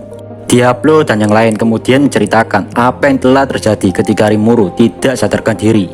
Mereka mengatakan jika saat Rimuru memberikan nama Gaia menjadi Vel Gaia, di saat itulah Gaia membangkitkan skill unik yang bernama All Creation Embodiment. Skill unik itu bisa menciptakan apapun, sesuai apa yang dibayangkan Gaia. Segala tempat labirin yang rusak juga telah diperbaiki dengan skill terbarunya Gaia. Walaupun kini labirin dipenuhi situasi tawa sukacita, tapi ini bukanlah akhir dari penyerangan labirin. Karena di luar labirin masih ada pasukan malaikat yang berdiri di langit dengan jumlah 600.000. Karena terlalu banyaknya yang ingin berpartisipasi membantai para malaikat kintil, yang membuat diskusi pun masih berlanjut. Rimuru juga melihat 4 raja naga yang melindungi Ramirez. Mereka berempat memasang ekspresi ingin mengamuk membantai para malaikat. Tapi di satu sisi, mereka berempat masih ingin melindungi Ramirez. Rimuru pun menghampiri mereka dan berkata, "Kalian ingin pergi kan? Tak usah khawatir. Untuk urusan Ramirez, biar Zekion yang menjaganya. Tenang aja, di sini juga ada Benimaru. Jadi pergi mengamuklah sesuai yang kalian inginkan." Ramirez di situ pun memberikan izin kepada 4 naga itu. Ramirez mengatakan, "Jika kalian sampai kalah, aku tidak akan memaafkan kalian." Dan sudah diputuskan, 4 Dragon King akan memimpin korps naga mereka, sedangkan Kumara dan bawahannya memimpin 8 pasukan roh dan korps binatang buas. Sementara Abito akan memimpin pasukan serangga. Dan mereka inilah yang akan menyerang para malaikat di luar labirin. Di satu sisi, Dino malah bersantai sambil berbaring di sofa dengan meminum teh secara elegan. Namun saat tehnya habis, Dino meminta Suna menuangkan tehnya. Dan hal itu membuat Benimaru emosi. Sontak saja kesabaran Benimaru pecah, dan dia pun menghampiri Dino. "Oi, lu Dino, kenapa kau bisa sesantai ini? Apakah kau tak melihat pertarungan masih berlangsung?" Dengan santai, Dino menjawab, bukannya pertarungan ini sudah berakhir? Jadi kita sudah menjadi teman kan? Apakah kau lupa Benimaru? Aku telah bekerja keras bersamamu untuk mengalahkan Zero. Saat mendengar jawaban Dino, Benimaru pun mulai gelisah dan emosinya juga mulai mereda. Benimaru nggak begitu berani barbar langsung menyerang Dino. Karena meskipun pemalas dan seperti nggak ada hasrat untuk hidup, Dino tetaplah Demon Lord yang kekuatannya nggak bisa diremehkan. Di samping Dino ada Pico dan Grazia. Mereka berdua dengan santuinya memakan kue-kue yang telah dihidangkan untuk mereka. Di situ, Dino menjelaskan kepada Rimuru bahwa orang yang memiliki skill seri malaikat akan dengan mudah dikendalikan oleh Michael. Sontak saja, Rimuru kaget karena Rimuru memiliki 2 skill seri malaikat, yaitu Wisdom Lord Raphael dan Covenant King Uriel. Di situ, Dino mencoba menenangkan Rimuru jika Rimuru nggak akan bisa didominasi atau dikontrol Michael, karena Rimuru memiliki skill seri 7 dosa besar, yaitu Gluttony King Beelzebub. Setelah mengetahui Michael bisa dengan mudah mengendalikan seseorang yang memiliki skill seri malaikat, Rimuru mulai mengkhawatirkan keadaan Leon. Rimuru langsung menghubungi Leon agar tidak keluar dari penghalang. Rimuru berkeyakinan jika Leon selama ini telah dilindungi oleh Guy Crimson dengan mengirimkan Mizari ke sana.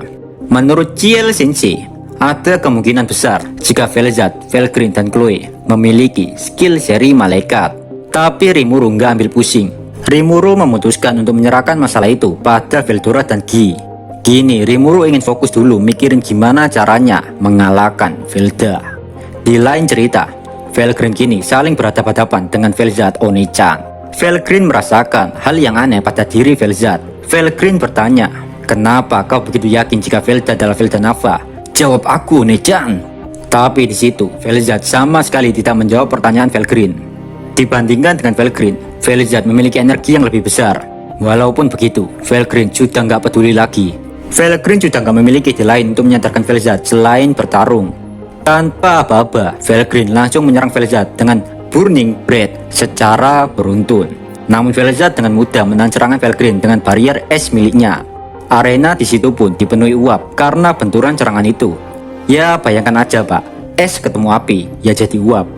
Anehnya, Velgrin merasakan jika dirinya sama sekali nggak kelelahan meskipun telah menyerang Velzat secara bertubi-tubi. Velzat juga terkejut saat mengetahui hal tersebut. Suara dalam hati Velgrin berkata, "Sialan kau Rimuru, apa yang telah kau lakukan padaku? Mana berlimpah ini terus-menerus mengalir di tubuhku? Bagaimana mungkin makhluk seperti itu bisa ada? Aku tidak menyangka kau sekuat ini." Setelah dilap oleh Demon Lord Rimuru, Velgrin telah terakhir kembali menjadi sesuatu yang jauh lebih kuat dari sebelumnya.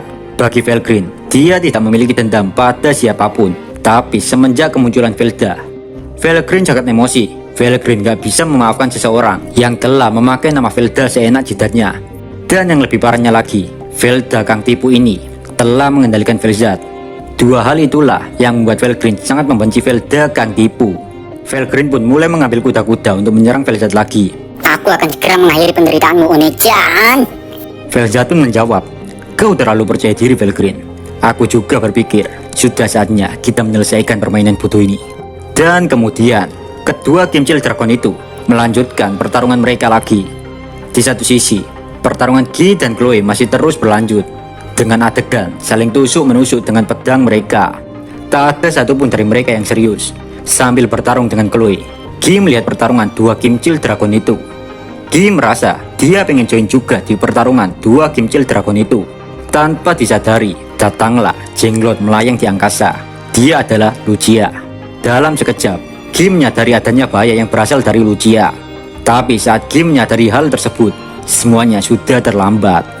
Seketika, Lucia menciptakan penghalang berbentuk bola untuk mengurung semua orang yang lagi bertarung. Dan setelah itu, Lucia berkata, "Regalia Dominion." Velgrin, Velzat, dan Chloe pun tidak bisa menggerakkan tubuhnya. Mereka di bawah kendali Lucia. Mereka bertiga terkena dominasi karena memiliki skill seri malaikat di dalam dirinya. Gak lama setelah itu, Lucia tertawa. Semua sesuai prediksi Velda sama.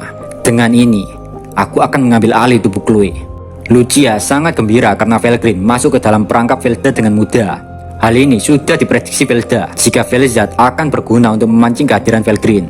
Velda dan Lucia bermaksud menghentikan Guy dengan cara membuat Velgrin dan Velzat sepenuhnya di bawah kendali mereka.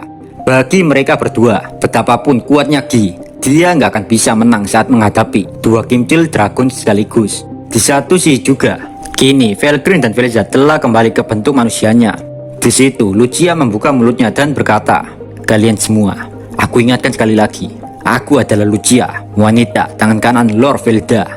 Dalam sekejap, semuanya tunduk di hadapan Lucia, kecuali Guy Crimson. Meskipun Velgrin masih memiliki kesadarannya, tapi dia tidak bisa menentang perkataan Lucia. Saat melihat Guy, Lucia berkata, "Kau sangat mengesankan, Guy Crimson. Tapi hari ini, yang dapat kau lakukan hanyalah mati dengan tenang." Sontak saja, Guy emosi. "Diam kau serangga!" Dalam sekejap, Guy menyerang Lucia dengan pedangnya. Namun, dengan mudah Lucia menciptakan penghalang untuk menangkis ayunan pedang Guy. Di situ, Lucia pun mengabaikan Guy dan mulai berjalan ke arah Chloe. Di satu sisi, saat menyadari situasinya saat ini, Velgrin makin emosi. Aku tidak akan memaafkanmu, Velda. Walaupun emosi, Felgrin gak bisa meloloskan diri dari dominasi Lucia. Di waktu yang sama juga, Lucia kini sudah ada tepat di depan Chloe. Lucia berkata, "Chloe, terimalah aku." Setelah mengucapkan itu, Lucia pun berhasil mendapatkan tubuh Chloe. Gi yang mulai panik, dia pun menyerang Chloe. Tapi percuma saja, lagi-lagi Lucia menciptakan penghalang untuk menangkis serangan Gi. Di tengah keputusasaan itu, tiba-tiba terdengar suara tawa yang sangat menggema. Wahahaha, aku telah tiba minasan. Dan itu adalah suara Veldora. Saat mendengar tawa keras Veldora, Felgrin kembali tenang. Namun bagi Felgrin, hal ini adalah aib untuknya. Karena adik bodohnya bisa melihat jika kakaknya dengan mudah didominasi musuh. Felgrin gak mau aib seperti ini dilihat oleh Veldora. Felgrin pun mulai menyelam ke dalam dirinya. Felgrin terus mencari penyebab kenapa dirinya dibawa kendali Lucia. Dan akhirnya, Felgrin menemukan sebuah sirkuit penghubung antara skill Michael dengan skill seri malaikat milik Felgrin yang bernama Charity King Raguel. Felgrin sempat putus asa. Bagi Felgrin, mustahil untuknya membatalkan sirkuit penghubung itu. Saat keputusasaan melanda Felgrin, tiba-tiba terdengar suara misterius yang hanya bisa didengar oleh Felgrin. Suara itu adalah Ciel.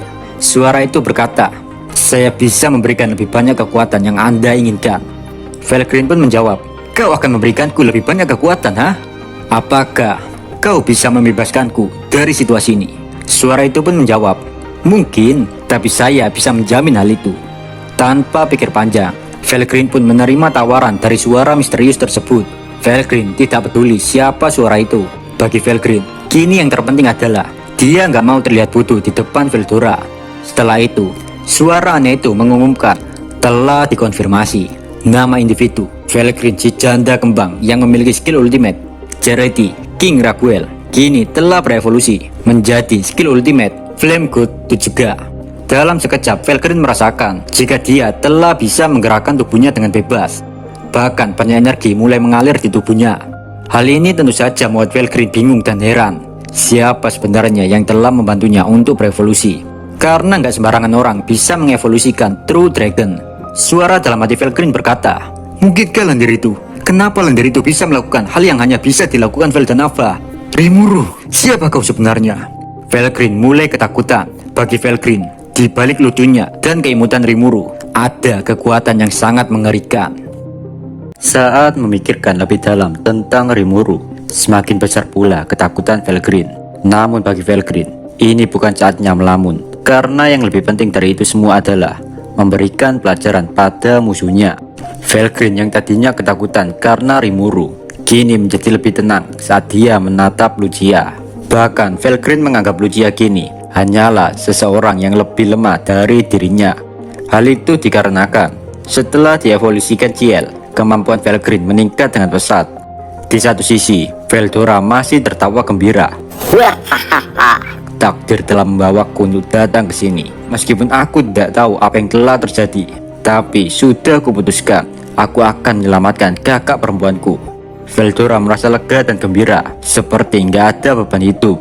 Karena dengan mata kepalanya sendiri, dia melihat kedua kakaknya masih dikendalikan oleh musuh.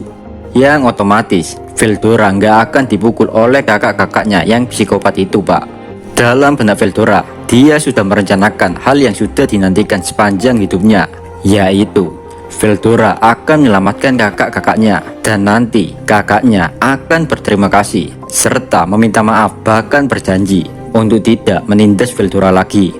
Di situ Veldora menoleh ke arah Gi, dan Veldora pun berkata, "Wahai Gi Crimson, sepertinya kau berada dalam masalah, tapi kini kau tak perlu khawatir karena aku ada di sini." Gi pun tersenyum dan dia menjawab, "Aku bersyukur ada kau di sini, Veldora. Jujur saja, aku memahami cara kerja dominasi Lucia, tapi tidak mungkin bagiku untuk menonaktifkan dominasi Lucia saat aku lagi bertarung." Veldora pun memahami perkataan Gi. Jika mereka berdua nggak perlu sampai membunuh Felgrin dan Velzad, cukup hentikan pergerakan mereka dan tinggal menonaktifkan dominasi Lucia. Dengan kerendahan hati, Gi sangat berterima kasih atas bantuan Veldora. Bagi Gi, jika Veldora nggak datang, maka bisa dipastikan dia akan mati melawan 3 wanita psikopat sekaligus. Saat mendengar itu, Veldora pun makin besar kepala, seolah-olah dia adalah pahlawan yang telah lama dinantikan. Di situ Veldora mulai berhenti tertawa dan dia menyuruh Guy melawan Chloe. Sementara Veldora akan mengurus kakak-kakaknya yang psikopat itu, Pak. Veldora melangkah maju menuju Felgrin dengan senyuman tanpa rasa takut. Lucia yang melihat hal itu langsung berkata, "Felgrin, bunuh orang bodoh ini." Dan dalam sekejap, Felgrin meninju pipi Veldora. Seketika, pipi Veldora bengkak. Sejenak, Veldora melihat senyum kakaknya yang dipenuhi dengan aura mengerikan yang tidak pernah dia lupakan. Veldora yang tadinya percaya diri, kini gemetar ketakutan. Bahkan, keringat mengucur deras dari tubuhnya. Nggak lama, Felgrin membuka mulutnya dan berkata, "Hei Veldora, kau tadi mengatakan akan mengurus kakakmu, ha? Apakah telingaku tidak salah dengar?" Veldora nggak bisa berkata apa-apa, karena ternyata kakaknya yaitu Felgrin tidak didominasi Lucia, melainkan dia hanya berpura-pura. Saat melihat Veldora yang hanya diam, Felgrin makin emosi. Felgrin pun meninju Veldora lagi. Nggak lama setelah itu, Veldora mengeluarkan air matanya. Veldora berkata, "Bagaimana bisa kau bergerak bebas, kakak? Bukankah kau di bawah kendali Lucia?" Felgrin pun menjawab, "Apakah kau pikir aku akan jatuh pada trik murahan seperti ini? Kau terlalu meremehkanku, Veldora." Veldora kini benar-benar yakin kakaknya telah lepas dari dominasi Lucia. Veldora pun seketika tahu jika Rimuru adalah dalang di balik semua ini. Veldora bisa tahu yang membantu Felgrin itu Rimuru, karena hanya Rimurulah yang sanggup melakukan ini semua. Setelah puas meninju Veldora, Felgrin pun menatap Velzat. Tapi di balik punggung Felgrin, Veldora sempat meluapkan kekesalannya. Veldora mengatakan, "Sial, ini seharusnya adalah panggung untukku. Kenapa jadi seperti ini?" Saat mendengar ucapan Veldora, sontak saja Felgrin langsung menoleh ke arahnya.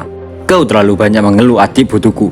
Ingat, jangan pernah tunjukkan kebutuhanmu lebih jauh lagi di hadapanku, Veldora. Dan aku akan menyerahkan Chloe padamu.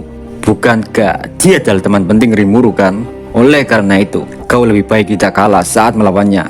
Sedangkan aku akan melawan Velzat Onechan." Veldora awalnya menolak permintaan Felgrin, tapi saat tahu Felgrin makin emosi, dalam sekejap Veldora membungkuk hormat dan menaati perintah Felgrin. Veldora pun mulai melangkah menuju Chloe sambil menggosok-gosok pipinya yang masih merah bekas tinju kakak Felgrin yang sangat ramah tamah dan baik hati itu, Pak. Di satu sisi, Felgrin menghampiri Guy. Felgrin bertanya, apakah Guy bisa menonaktifkan dominasi Lucia pada Velzat apa enggak? Guy menjawab, jika dia bisa melakukan, asalkan ada orang yang bisa menahan gerakan Lucia agar tidak mengganggu ritual sesatnya. Felgrin pun menyetujui hal itu, bahwa dia akan menahan Velzat, sedangkan Guy akan melakukan ritual transformasi. Saat melihat Felgrin bisa meloloskan diri dari dominasinya, Lucia sedikit heran sekaligus terkejut. Lucia menyimpulkan jika Felgrin sudah gak memiliki skill seri malaikat. Walaupun begitu, Lucia tidak ambil pusing. Dia tetap percaya diri karena dia masih memiliki Velzat di sisinya. Dan Lucia juga menganggap bahwa dirinya gak mungkin bisa dikalahkan, di mana Lucia masih memiliki Castle of Guard. Dan juga dia memiliki keahlian berpedang Chloe, karena sekarang dia menggunakan tubuh Chloe. Jadi Lucia menganggap nggak ada satupun serangan yang bisa melukainya. Dan dia juga bisa melakukan serangan pedang yang nggak bisa diremehkan. Di situ Lucia menyuruh Velzat untuk segera menyerang Felgrin. Kedua naga sejati itu pun saling berhadapan-hadapan lagi. Nggak lama keduanya bergerak secara bersamaan. Benturan energi antara keduanya menimbulkan gelombang kejut bagaikan nuklir Bang Kim Jong-un. Berbeda dengan pertarungan sebelumnya, kini Felgrin sudah seperti penjelmaan dewa api yang bisa membakar siapapun. Bagi Felgrin, kemampuan Velzat masih berada di bawahnya. Di lain cerita, Veldora menuju Lucia yang lagi menggunakan tubuh Chloe. Saat berada tepat di depan Chloe, Veldora menyadari jika dia nggak memiliki pedang. Bagi Veldora, sangat tidak mungkin untuknya menang melawan Chloe yang ahli dalam menggunakan pedang. Di tengah kegelisahan itu, Veldora pengen mundur, tapi takut dimarahi kakak Felgrin. Veldora bingung harus melakukan apa, tapi nggak lama, Guy melemparkan pedangnya ke arah Veldora. Veldora pun berbalik, dan dia melihat ada seorang wanita yang sangat cantik. Wanita itu berkata, "Gunakan pedang itu untuk melawannya, Veldora." Namun di situ, Veldora tidak mengenali wanita itu. Di depan mata Veldora hanya ada seorang cewek berambut merah, pantat bulat dengan pinggang yang kurus. Secara singkatnya, ini cewek badannya ideal pak, sangat SNI untuk bacol Anda. Bercanda pak. Oke, balik lagi ke ceritanya. Veldora bertanya kepada wanita itu, siapa kau ini nona? Wanita itu pun menjawab, kau tidak mengenaliku Veldora. Aku Guy Crimson. Guy tidak peduli dengan jenis kelamin. Bagi Guy, yang lebih penting adalah kegunaan itu sendiri. Berbeda dengan bentuk laki-lakinya yang Guy gunakan untuk bertarung, sedangkan bentuk perempuan Guy gunakan untuk hal di luar pertempuran. Veldora pun kini mengambil pedang yang baru saja Guy lemparkan. Baiklah kalau begitu, aku akan menggunakan pedang ini Guy. Guy pun menjawab, aku tidak akan memaafkanmu jika kau kalah saat menggunakan pedangku Veldora. Kini Veldora kembali pada kepercayaan dirinya. Veldora yakin bahwa dia nggak mungkin bisa dikalahkan. Guy pun menatap Vel'Zad dan dia mulai berkonsentrasi. Good speed operation. Guy dengan semangat melakukan penyelaman spiritual ke arah Vel'Zad. Sedangkan setelah pertemuan singkat itu, Vel'Green terkejut dengan perkembangan adiknya yang sangat pesat. Vel'Zad bahagia karena adiknya kini lebih kuat dari sebelumnya dalam waktu sesingkat ini. Tapi di satu sisi Vel'Zad juga emosi karena dengan berkembangnya Vel'Green, hal ini membuat Vel'Zad semakin sulit untuk menyingkirkan Vel'Green. Suara dalam hati Vel'Zad berkata, baiklah Vel'Green, aku kini mengakuimu sebagai musuhku. Setelah Vel'Zad mengakui Vel'Green, dia memutuskan untuk mengaktifkan skill ultimate NV Lord Leviathan. Awalnya, skill ultimate ini sengaja Vel'Zad simpan dan dia gunakan hanya untuk melawan Guy. Tapi Vel'Zad sudah nggak bisa berpikir jernih lagi. Dia menganggap Vel'Green harus segera disingkirkan dari hadapannya. Sementara di satu sisi, Vel'Green merasa saat dia memiliki skill ultimate terbaru yaitu Flame God Sovereign 2 juga. Vel'Green makin merasakan energi mengalir deras di tubuhnya. Dan gak lama Vel'Green menyadari jika energinya terus mengalir karena ada sebuah koridor jiwa yang terhubung dengannya. Dan koridor jiwa itu terhubung terus menerus dengan Rimuru. Sebanyak apapun Vel'Green memerlukan energi, maka dalam sekejap tubuhnya langsung terisi full energi. Bahkan Vel'Green menganggap dirinya nggak mungkin kalah jika kondisinya seperti ini. Di saat yang sama pula, Vel'Green terkejut melihat ekspresi Vel'Zad yang telah berubah. Vel'Green mulai waspada melihat apa yang akan dilakukan Vel'Zad. Vel'Zad pun mulai mengumpulkan energi dan dia mengaktifkan kartu asnya yaitu skill ultimate yang telah dia sembunyikan. Vel'Zad pun menggabungkan skill ultimate yang dulu dengan yang baru. Dalam sekejap Vel'Zad melepaskan serangan itu. Serangan yang datang secara tiba-tiba membuat Vel'Green kaget. Vel'Green pun langsung mempercepat pengumpulan energi, akselerasi kardinal. Vel'Green pun mencoba menangkis serangan tersebut. Alhasil, benturan itu membuat gempa bumi yang sangat hebat. Pemenang dari adu kekuatan antara kedua True Dragon itu adalah Vel'Zad. Inti dari skill ultimate NV Lord Leviathan adalah untuk menurunkan kekuatan lawan, bahkan menyerap energi lawannya. Vel'Zad berkata, akhir dari pertarungan ini sudah terlihat. Vel'Green, aku memujimu karena kau telah tumbuh lebih kuat. Tapi tetap saja, hasil pertarungan ini tidak akan pernah berubah. Kau bukanlah ancaman jika aku serius. Kini aku juga telah menurunkan kemampuanmu. Jadi, tidak mungkin kau bisa mengalahkanku Vel'Green. Vel'Green pun menjawab, aku tidak perlu mengalahkanmu. Bahkan, jika aku kehilangan semua kemampuanku, aku akan tetap berdiri melawanmu Onisan. Vel'Green tidak peduli menang atau kalah, karena di sini tugasnya adalah mengulur waktu untuk Guy, agar Guy bisa melepaskan dominasi Lucia. Di lain cerita, Guy mulai melakukan Rogo Sukmo. Guy melakukan penyelaman spiritual menuju jiwa Vel'Zad. Dan akhirnya, Guy menemukan roh Vel'Zad yang sedang duduk memeluk lututnya. Guy pun menghampiri Vel'Zad. Yo, aku sedang mencarimu Vel'Zad. Vel'Zad pun menjawab, untuk apa kau datang ke sini? Apakah kau di sini hanya untuk menertawakanku, ha? Guy pun tersenyum sambil mengangkat bahunya. Aku datang ke sini untuk menjemputmu Vel'Zad. Saat mendengar ucapan Guy, Vel'Zad seketika emosi. Bagi Vel'Zad, Guy tidak perhatian dan selalu dingin padanya. Padahal dia sudah menuruti semua permintaan kakak laki-lakinya yaitu Vel'Danava untuk mengamati dunia serta terus mengawasi Guy. Dan hal itu membuat Vel'Zad merasa dia nggak memiliki kebebasan apapun. Bagi Vel'Zad, dia hanya ingin diakui oleh Guy. Di situ Vel'Zad berkata, daripada kau dibunuh Vel'Danava, lebih baik kau kubunuh dengan tanganku sendiri Guy. Setelah mengatakan itu, Vel'Zad langsung menyerang Guy. Guy hanya diam berdiri saja. Gi seolah-olah mencoba menerima semua kemarahan dan keluh kesah Velzat. Sementara itu, Velzat terus memukul Gi dengan air mata yang mengucur deras dari matanya. Gak lama pukulan Velzat mulai berhenti. Gi pun menggenggam tangan Velzat sambil menatap matanya. Gi berkata, "Apakah kau butuh, Velzat? Aku mengakui kekuatanmu dan aku juga mengakuimu sebagai orang yang selalu mendampingiku." Velzat yang mendengar ucapan Gi, dia pun langsung memeluk Gi sambil berkata, Aku membencimu. Aku sangat membencimu. Aku benci kau. Aku benci kau. Aku benci kau. Aku benci kau. Aku sangat membencimu. Tapi aku juga mencintaimu. Setelah mereka berdua tenang, Velzat pun menyuruh Gi untuk segera mematikan kontrol dominasi Lucia karena Velzat juga merasa khawatir tentang keadaan Velgreen. Di dunia goib, di situ Gi mengatakan jika sosok Velzat bukanlah sebuah partner doang, melainkan sebuah keluarga. Velzat yang mengetahui hal itu, sontak saja wajahnya memerah dan dia makin memeluk erat Gi. Kini sudah tidak ada lagi keraguan dari Velzat tentang Gi yang selalu bersikap cuek padanya. Setelah itu, Gi pun membimbing Velzat agar bisa meloloskan diri dari dominasi. Gi mengatakan jika dominasi ini karena adanya skill seri malaikat di dalam diri Velzat, dan untuk melepaskan dominasi, Velzat hanya perlu menggunakan skill dari 7 dosa besar. Dengan begitu, sekuat apapun dominasi pasti bisa terlepas sendiri. Velzat pun mulai memfokuskan pikirannya. Keterampilan tertinggi yang terukir dalam jiwanya mulai saling bertarung untuk menguasai jiwanya. Skill Ultimate Enfield Lord Leviathan mencoba melahap skill Ultimate Patien King Gabriel. Kedua skill itu terus beradu satu sama lain.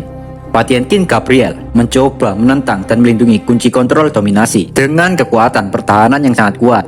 Hingga akhirnya pertarungan kedua skill itu menemui jalan kebuntuan. Karena nggak mau ini berakhir sia-sia, Gi pun ikut membantu Velzat. Nggak lama suara dunia bergema dan telah dikonfirmasi jika kedua skill milik Velzat bergabung dan berevolusi menjadi Ice God Sovereign Tujelhu. Dan dalam sekejap, dominasi yang ada dalam diri Lucia lenyap. Gi yang melihat hal itu berkata, "Ini begitu mudah bukan?" Velzat pun hanya menjawab dengan senyuman bahagia, "Tadaima." Di lain cerita, Velzat di dunia nyata kembali ke bentuk wanita mudanya yang anggun dan cantik. Di satu sisi, kesadaran Gi juga telah kembali ke tubuhnya. Saat menyadari ada perubahan pada diri kakaknya, Velgreen pun menghampiri Gi. "Apakah kau berhasil, Gi?" Gi yang baru sadar menjawab, dominasi telah lepas darinya. Tunggu saja, dia akan segera bangun." Gak lama setelah itu, Velzat bangun, lalu menghampiri Gi dan Velgreen sambil menundukkan kepalanya. Velzat mengatakan, "Aku telah membawa masalah bagi kalian. Bahkan aku juga telah menghina Rudra. Maafkan aku atas semua ini." Kini mereka bertiga sedang memandangi Lucia yang sedang menggunakan tubuh Chloe. Lucia lagi bertarung dengan Veldora. Lucia terus menyerang Veldora, dan Veldora terus-terusan terbelah oleh tebasan Lucia. Tapi nyatanya, Lucia hanya menebas bayangan Veldora. Sedangkan Gi tersenyum sinis menatap Lucia. Bagi Gi, pertempuran ini sudah terlihat pemenangnya. Gi mengetahui ada sesuatu yang disembunyikan Chloe. Skakmat untuk Lucia. Harusnya Lucia sudah bisa melukai Veldora dengan serius. Tapi nyatanya, Lucia sampai saat ini bahkan tidak bisa melawan Veldora dengan benar. Pemenang pertarungan ini masih belum bisa ditentukan. Tapi anehnya, Lucia sudah besar kepala. Dia sudah merasa berada di puncak kejayaannya karena dia sudah bisa membaca pergerakan Veldora. Di satu sisi, Veldora yang sudah dikasih pedang milik Gi, Veldora tetap saja tidak bisa melukai, bahkan menggores tubuh Lucia atau Chloe sama sekali. Sementara itu juga, di dalam jiwa Chloe, Lucia tidak ingin membiarkan tubuh Chloe bebas dari dominasinya. Oleh sebab itu, Lucia berpikir untuk menghancurkan siapapun yang dapat menghalangi jalan dewa. Di dalam diri Chloe ada sebuah penjara tak terbatas, di mana tempat itu ada sebuah manas yang mengerikan, yaitu Kronoa. Dan di sini Lucia sedikit blunder. Saat melihat penjara tak terbatas itu, menurut Lucia, tempat ini harus segera dimusnahkan. Karena jika tidak, maka akan mengganggu Lucia untuk memiliki tubuh Chloe sepenuhnya. Tanpa pikir panjang, Lucia membuka penjara tak terbatas. Seketika, makhluk bernama Kronoa itu keluar sambil berkata, "Kau telah membangunkanku, aku akan menjadi lawanmu." Kronoa yang telah terbangun dari tidurnya membuat kutukan santet guna-guna, yaitu skill milik Yuki, Order, atau Wish of Tree. Dan dalam sekejap, kutukan Yuki di tubuh Chloe pun musnah. Chloe juga menyambut Kronoa dengan sukacita, dan mereka berdua pun bersatu. Yang dimana hal itu membuat kendali penuh skill seri malaikat, yaitu Hope King Sariel, telah dibatalkan. Di dalam jiwa Chloe, Lucia masih terus berusaha agar Chloe tidak kembali mengambil alih tubuhnya. Nggak lama terdengar suara Chloe. "Jangan main-main denganku. Kau tidak akan bisa menang melawan keadilan." Setelah Chloe mengatakan itu, seketika Lucia dikelilingi kegelapan total. Bahkan Lucia tidak bisa melihat apapun di situ. Tanpa apa-apa, cerot, kesadaran Lucia terputus tanpa mengizinkan perlawanan apapun. Lucia kini sudah tersegel di dalam jiwa Chloe. Dan akhirnya pertarungan di utara pun berakhir. Saat Chloe sudah sadar, otomatis Chloe sekarang tidak menyerang Veldora. Di situ Veldora lega dan dia pun tertawa gembira. "Wah, hahaha, sepertinya pertarungan ini berakhir seri." Chloe pun menjawab, "Apakah kau menyimpulkan seperti itu? Aku tidak keberatan jika harus bertarung lagi denganmu setelah peperangan besar ini, Veldora." Seketika Veldora panik dengan tantangan Chloe tersebut. "Wah, hahaha, aku telah melihat sebagian besar seranganmu. Jadi aku pikir kita tidak perlu melakukan hal tersebut, Chloe." Veldora sangat mengerti betapa noob dan cupu dirinya jika bertarung menggunakan pedang. Makanya dia nggak mau membahayakan dirinya dengan bertarung melawan Chloe. Setelah menyerap Lucia, Chloe mendapatkan skill ultimate baru yaitu Spice Time King Yok Chotot. Gi juga menghampiri Veldora untuk mengambil pedangnya. Gi di situ bertanya kepada Chloe, "Jadi, apa yang telah terjadi pada Lucia? Apakah dia telah benar-benar lenyap?" Chloe pun menjawab, "Lucia masih hidup. Lucia selama pertarungan ini, dia tidak menggunakan tubuh utamanya. Jadi aku hanya menyerap klonnya saja." Dan anehnya di situ, setelah bergabung dengan Kronoa, kini Chloe memiliki sisi psikopat. Chloe berkata, jika Lucia menerima kekalahan dengan patuh, maka semuanya akan baik-baik saja.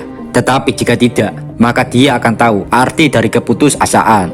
Gi pun menjawab, "Baiklah, mari kita kalahkan Velda." Dan 5 makhluk mengerikan itu pun mulai bergerak menuju markas musuh. Di lain cerita, di markas utama, Lucia emosi atas kegagalan rencananya.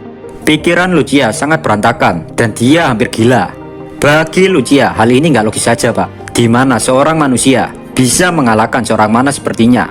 Namun Lucia belum sepenuhnya putus asa karena dia masih memiliki Milim di sisinya. Lucia mempunyai rencana yaitu dia akan menghancurkan Gi dan yang lainnya dengan Dragonova milik Milim. Namun sebelum Lucia menyuruh Milim, tiba-tiba Milim nyeletuk dengan mengatakan, "Astaga, bisakah orang bodoh menerima kekalahan mereka sendiri? Aku akan membuatmu berhenti melakukan hal-hal bodoh karena telah menggunakan tubuh ibuku Lucia." Dalam sekejap Lucia kaget Milim bisa berkata seperti itu. Dan akhirnya Lucia sadar jika Milim selama ini hanya berpura-pura terkena dominasinya. Milim pun menyuruh Lucia untuk bersiap karena dia nggak akan segan-segan menyerangnya. Di situ Lucia emosi karena Milim terlalu meremehkan dirinya. Lucia sangat percaya diri jika Milim gak akan bisa menembus pertahanan Castle of Guard miliknya. Tanpa aba-aba, Milim langsung bergerak meninju Lucia. Sesaat tinju Milim tidak bisa mengenai Lucia karena Castle of Guard tiba-tiba aktif untuk melindunginya. Meskipun begitu, Milim tidak menghentikan serangannya. Dan gak lama setelah itu, tinju Milim berhasil menembus Castle of Guard. Sontak saja Lucia kaget. Dia nggak percaya jika semudah itu pertahanannya dijebol oleh Milim. Dalam sekejap, tinju Milim pun mengenai Lucia, Mind Dead Brick. Tanpa belas kasihan, kemampuan penghancur Milim menghancurkan Manas Michael atau kini yang disebut Lucia. Setelah membunuh Lucia, Milim menghampiri dan memeluk mayat mamanya yang perlahan menjadi debu. Dengan wajah kesepian, Milim berkata, "Selamat malam, Mama. Tolong istirahatlah dengan tenang di sana." Meskipun Milim tidak ingat kehangatan mamanya, namun bagi Milim, orang yang telah menggunakan tubuh mamanya dan orang yang memakai nama papanya harus dihukum dengan kematian. Kini Milim gak bisa mengontrol kemarahannya yang selama ini dia tahan. Markas para malaikat dipenuhi dengan gelombang kemarahan Milim dan Velda akan menjadi tujuan utama Milim selanjutnya. Emosi Milim meluap-luap. Milim telah menentukan jika sumber dari segala masalah adalah Velda. Milim pun mendobrak pintu dan maju ke ruang tata tempat Velda berada. Milim tidak memperhatikan malaikat-malaikat yang ada di situ. Dia hanya terus berjalan lurus menuju tata. Nggak lama setelah itu, sistem pertahanan otomatis kastil surga bereaksi terhadap aura haus darah Milim. Dan mereka menganggapnya jika Milim adalah musuh. Guardian Doll yang ada di situ langsung menghampiri Milim. Namun setelah melihat kalung yang dikenakan Milim, mereka pun berhenti bergerak. Boneka-boneka itu berkata, "Kau tidak bisa melanjutkan lebih jauh dari ini, silakan kembali." Milim tidak peduli dengan perkataan boneka-boneka itu. Dengan santainya, Milim mengayunkan pergelangan tangannya dan menghancurkan salah satu boneka itu. Di satu sisi, boneka-boneka yang lain juga tidak bisa menyerang Milim. Hal itu dikarenakan Milim masih menggunakan kalung. Gak lama terdengar suara dari orang-orang yang pernah dikenal Milim. Dia adalah Sarome. Sarome adalah wanita yang telah membesarkan dan mendidik Milim ketika dia masih kecil. Wanita itu mengenakan gaun berwarna hitam. Di situ, dia mencoba memeluk Milim. Seketika wajah Milim berubah menjadi sangat bahagia. Tapi saat dia ingat jika Sarome telah meninggal dunia ini sejak lama, dalam sekejap ekspresi Milim berubah. Bagaikan monster yang dipenuhi aura kebencian, Milim langsung membelah Sarome menjadi dua. Dan yang benar saja, dari tubuh Sarome yang terbelah, bukannya darah yang muncul, melainkan cairan putih lengket. Sudah bisa dipastikan yang ada di depan Milim adalah boneka yang menyerupai Sarome. Kini tidak ada yang bisa menghentikan emosi Milim sekarang. Dari belakang Milim terdengar suara begini, "Pak, kau sungguh mengerikan Milim. Aku telah berusaha menghidupkan mereka sebagai hadiah untukmu. Apakah kau tidak menyukainya?" Bahkan sebelum membalikan badannya, Milim sudah tahu jika itu adalah suara Velda, si kintil. Di situ Milim berkata, "Velda, aku harap kau siap atas semua yang telah kau lakukan ini." Milim mulai mengeluarkan pedangnya. Velda pun dengan tersenyum menjawab, "Aku akan bermain denganmu." Saat mendengar ucapan Velda, Milim langsung menyerang Velda dengan pedangnya. Di satu sisi, Velda terus menghindari tebasan Milim. Karena semua tebasannya berhasil dihindari Velda, Milim pun memiliki rencana. Dia pun mengeluarkan tebasan yang sangat kuat dari sebelumnya, yaitu Dragon Break. Velda mundur sedikit dengan mudah untuk menghindari tebasan Milim. Tapi itulah yang diinginkan Milim. Saat Velda tepat berada di depan gerbang yang menghubungkan dunia dengan kastilnya, Milim langsung mengeluarkan Dragon Nova. Alhasil setengah dari kastil Velda hancur, namun gerbang itu masih ada. Dan tiba-tiba dari belakang Milim ternyata Velda juga tidak terluka sedikit pun. Dan dia duduk dengan santai di atas kursi singgasananya. Sontak saja Milim kaget. "Kenapa kau tidak terluka setelah terkena Dragon Nova?" Velda pun menjawab, "Jika itu orang lain mungkin mereka akan terluka bahkan tewas. Tapi berbeda denganku, aku dapat dengan bebas menggunakan Stardust sesuka hati." Setelah mengatakan itu, Velda menciptakan selaput cahaya tipis di tangannya. Velda ingin membuktikan ke Milim jika dia emang benar-benar bisa melakukan hal tersebut. Velda menjelaskannya dengan cara yang sangat sederhana. "Padahal Pak, selama secara isekai kintil, tidak ada yang bisa mengendalikan Stardust kecuali Milim. Bahkan Ki Crimson saja tidak bisa memblokir serangan itu. Tapi di sini, si Velda kintil dengan mudahnya dia mengendalikannya. Kan anjing ya Pak?" Sontak saja, hal ini membuat Milim terkejut. Milim berkata, Kau bukan manusia, kau monster. untuk pertama kalinya, Milim tidak bisa meremehkan pertarungan ini. Milim benar-benar terpojok. Kini Milim berpikir, apa yang harus dia lakukan untuk melawan Velda. Tapi sebanyak apapun dia berpikir, Milim menyimpulkan jika dia tidak bisa mengalahkan Velda. Suara dalam hati Milim berkata, jika sudah begini, yang harus kulakukan adalah menunggu Rimuru. Di tengah keputusasaan itu saudara, ternyata masih ada harapan. Dan gak lama, jebret, gerbang kastil Velda berhasil dijebol. Dari gerbang itu muncullah 3 iblis mematikan yang sangat-sangat memanjakan mata. Dia adalah Carrera, Ultima, dan Testarossa. Ketika iblis mematikan itu memandangi Velda dan Milim. Dalam sekejap, mereka bertiga bisa menyimpulkan jika Milim sedang dalam keadaan terdesak. Testarossa berkata, jika kita membunuh orang itu, maka bisa dipastikan semua orang akan memuji kita. Bukankah begitu guys? Carrera menjawab, kau benar Testarossa. Ultima juga menjawab, Milim sama juga tampaknya kesulitan. Jadi mungkin dia nggak akan marah jika kita membantunya. Ketiga iblis itu pun bersiap untuk menyerang Velda. Di situ, Milim mencoba menganalisa situasi medan pertempuran. Bagi Milim, jika 3 iblis itu bisa mengalihkan perhatian Velda, mungkin Milim masih ada kesempatan untuk menyerang Velda sekali lagi dengan Dragon Nova. Milim pun mulai tersenyum lagi. Milim berkata, kalian semua, maaf, tapi tolong bantu aku untuk kali ini saja. Velda kini memandangi ketiga gadis itu. Velda berkata, aku tidak tertarik selain Milim. Kalau begitu, aku akan menyiapkan lawan yang tepat untuk kalian bertiga. Setelah mengatakan itu, Velda mengeluarkan 2 bola. Bola itu tiba-tiba bersinar dan muncul 2 orang, yaitu Damrada dan Kondo. Ultima dan Carrera saat melihat musuh yang pernah dia lawan, sontak saja mereka terkejut sekaligus bingung karena Kondo dan Damrada sudah meninggal. Di depan Velda, kedua orang itu menunduk hormat. Milim pun mengatakan, kalian semua jangan tertipu, Kondo dan Damrada yang ada di depan kalian bukanlah yang asli, melainkan itu hanya salinan dengan ingatan yang sudah ditanamkan. Bukan hanya itu saja, ingatan mereka juga telah diubah sesuai dengan keinginan Velda. Jadi yang ada di depan kalian itu bukanlah jiwa mereka. Bahkan dewa saja tidak mungkin bisa menghidupkan orang mati. Di situ Velda hanya tersenyum dan membenarkan perkataan Milim. Sambil mengeluarkan bola ketiga, Velda memegang bola itu dan dia menjelaskan lebih jauh lagi tentang apa yang baru saja dia ciptakan. Yang pada secara singkatnya, bola itu adalah inti dan energi untuk para malaikat sekaligus menjadi tubuh sementara mereka. Bagi Carrera dan Ultima, mempermainkan dan menggunakan ingatan orang yang telah mereka akui sama saja bagaikan penghinaan untuk mereka juga. Carrera berkata, sepertinya kau benar-benar ingin mati Velda. Bukan hanya Carrera saja, tapi Ultima dan Testarossa juga emosi atas apa yang telah dilakukan Velda. Emosi mereka bertiga meluap-luap. Milim pun mengatakan kepada ketiga iblis itu, jika Milim akan menghadapi Velda, sedangkan Carrera dan yang lain harus bisa menyingkirkan Kondo dan Damrada secepat mungkin. Karena Milim gak mungkin bisa menahan Velda lebih lama lagi. Kini Damrada dan Kondo masih menatap Ultima dan Carrera yang ada di depannya dengan tatapan datar. Velda pun memerintahkan kedua orang itu, cepat singkirkan mereka. Dan akhirnya pertarungan pun dimulai. Ultima dan Damrada pun saling bertukar pukulan. Di satu sisi, Carrera dan Kondo saling mengarahkan senjata mereka dengan jarak yang sangat dekat. Hanya sekilas saja melihat pertarungan ini, kita pasti bisa menyimpulkan siapa yang lebih unggul. Di pertarungan itu juga, Ultima menggunakan gigitan berdarah. Tapi dengan mudah, Damrada menangkis serangan Ultima itu.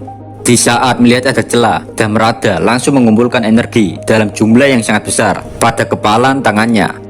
Dan Damrada langsung meninju dada Ultima. Tinju Damrada bagaikan gigitan ular berbisa, yang dimana membuat Ultima tiba-tiba tidak bisa menggerakkan tubuhnya. Meskipun masih sadar, tapi Ultima telah kehilangan kendali atas tubuhnya. Di satu sisi, Carrera juga berbaring di tanah. Carrera dan Kondo saling menembak dengan kecepatan kilat. Kedua peluru orang itu saling bertabrakan, tapi karena adanya perbedaan kekuatan, peluru Carrera hancur. Carrera dan Ultima yang bahkan lebih kuat dari Demon Lord bisa dikalahkan dengan mudah oleh musuh. Saat melihat pertarungan itu, Milim terkejut. Milim menyimpulkan jika para iblis bawaan Rimuru nggak akan bisa mengalahkan Kondo dan Damrada. Ini Milim harus memutar otak lagi untuk memikirkan gimana caranya mengalahkan Velda. Bagi Milim, mungkin satu-satunya cara mengalahkan Velda adalah menggunakan Dragon Nova dengan kekuatan penuh. Jika kalian suka video ini, jangan lupa subscribe biar channel ini makin berkembang. Saya Dio dari channel Isekai Gindil. Amin. Bye bye.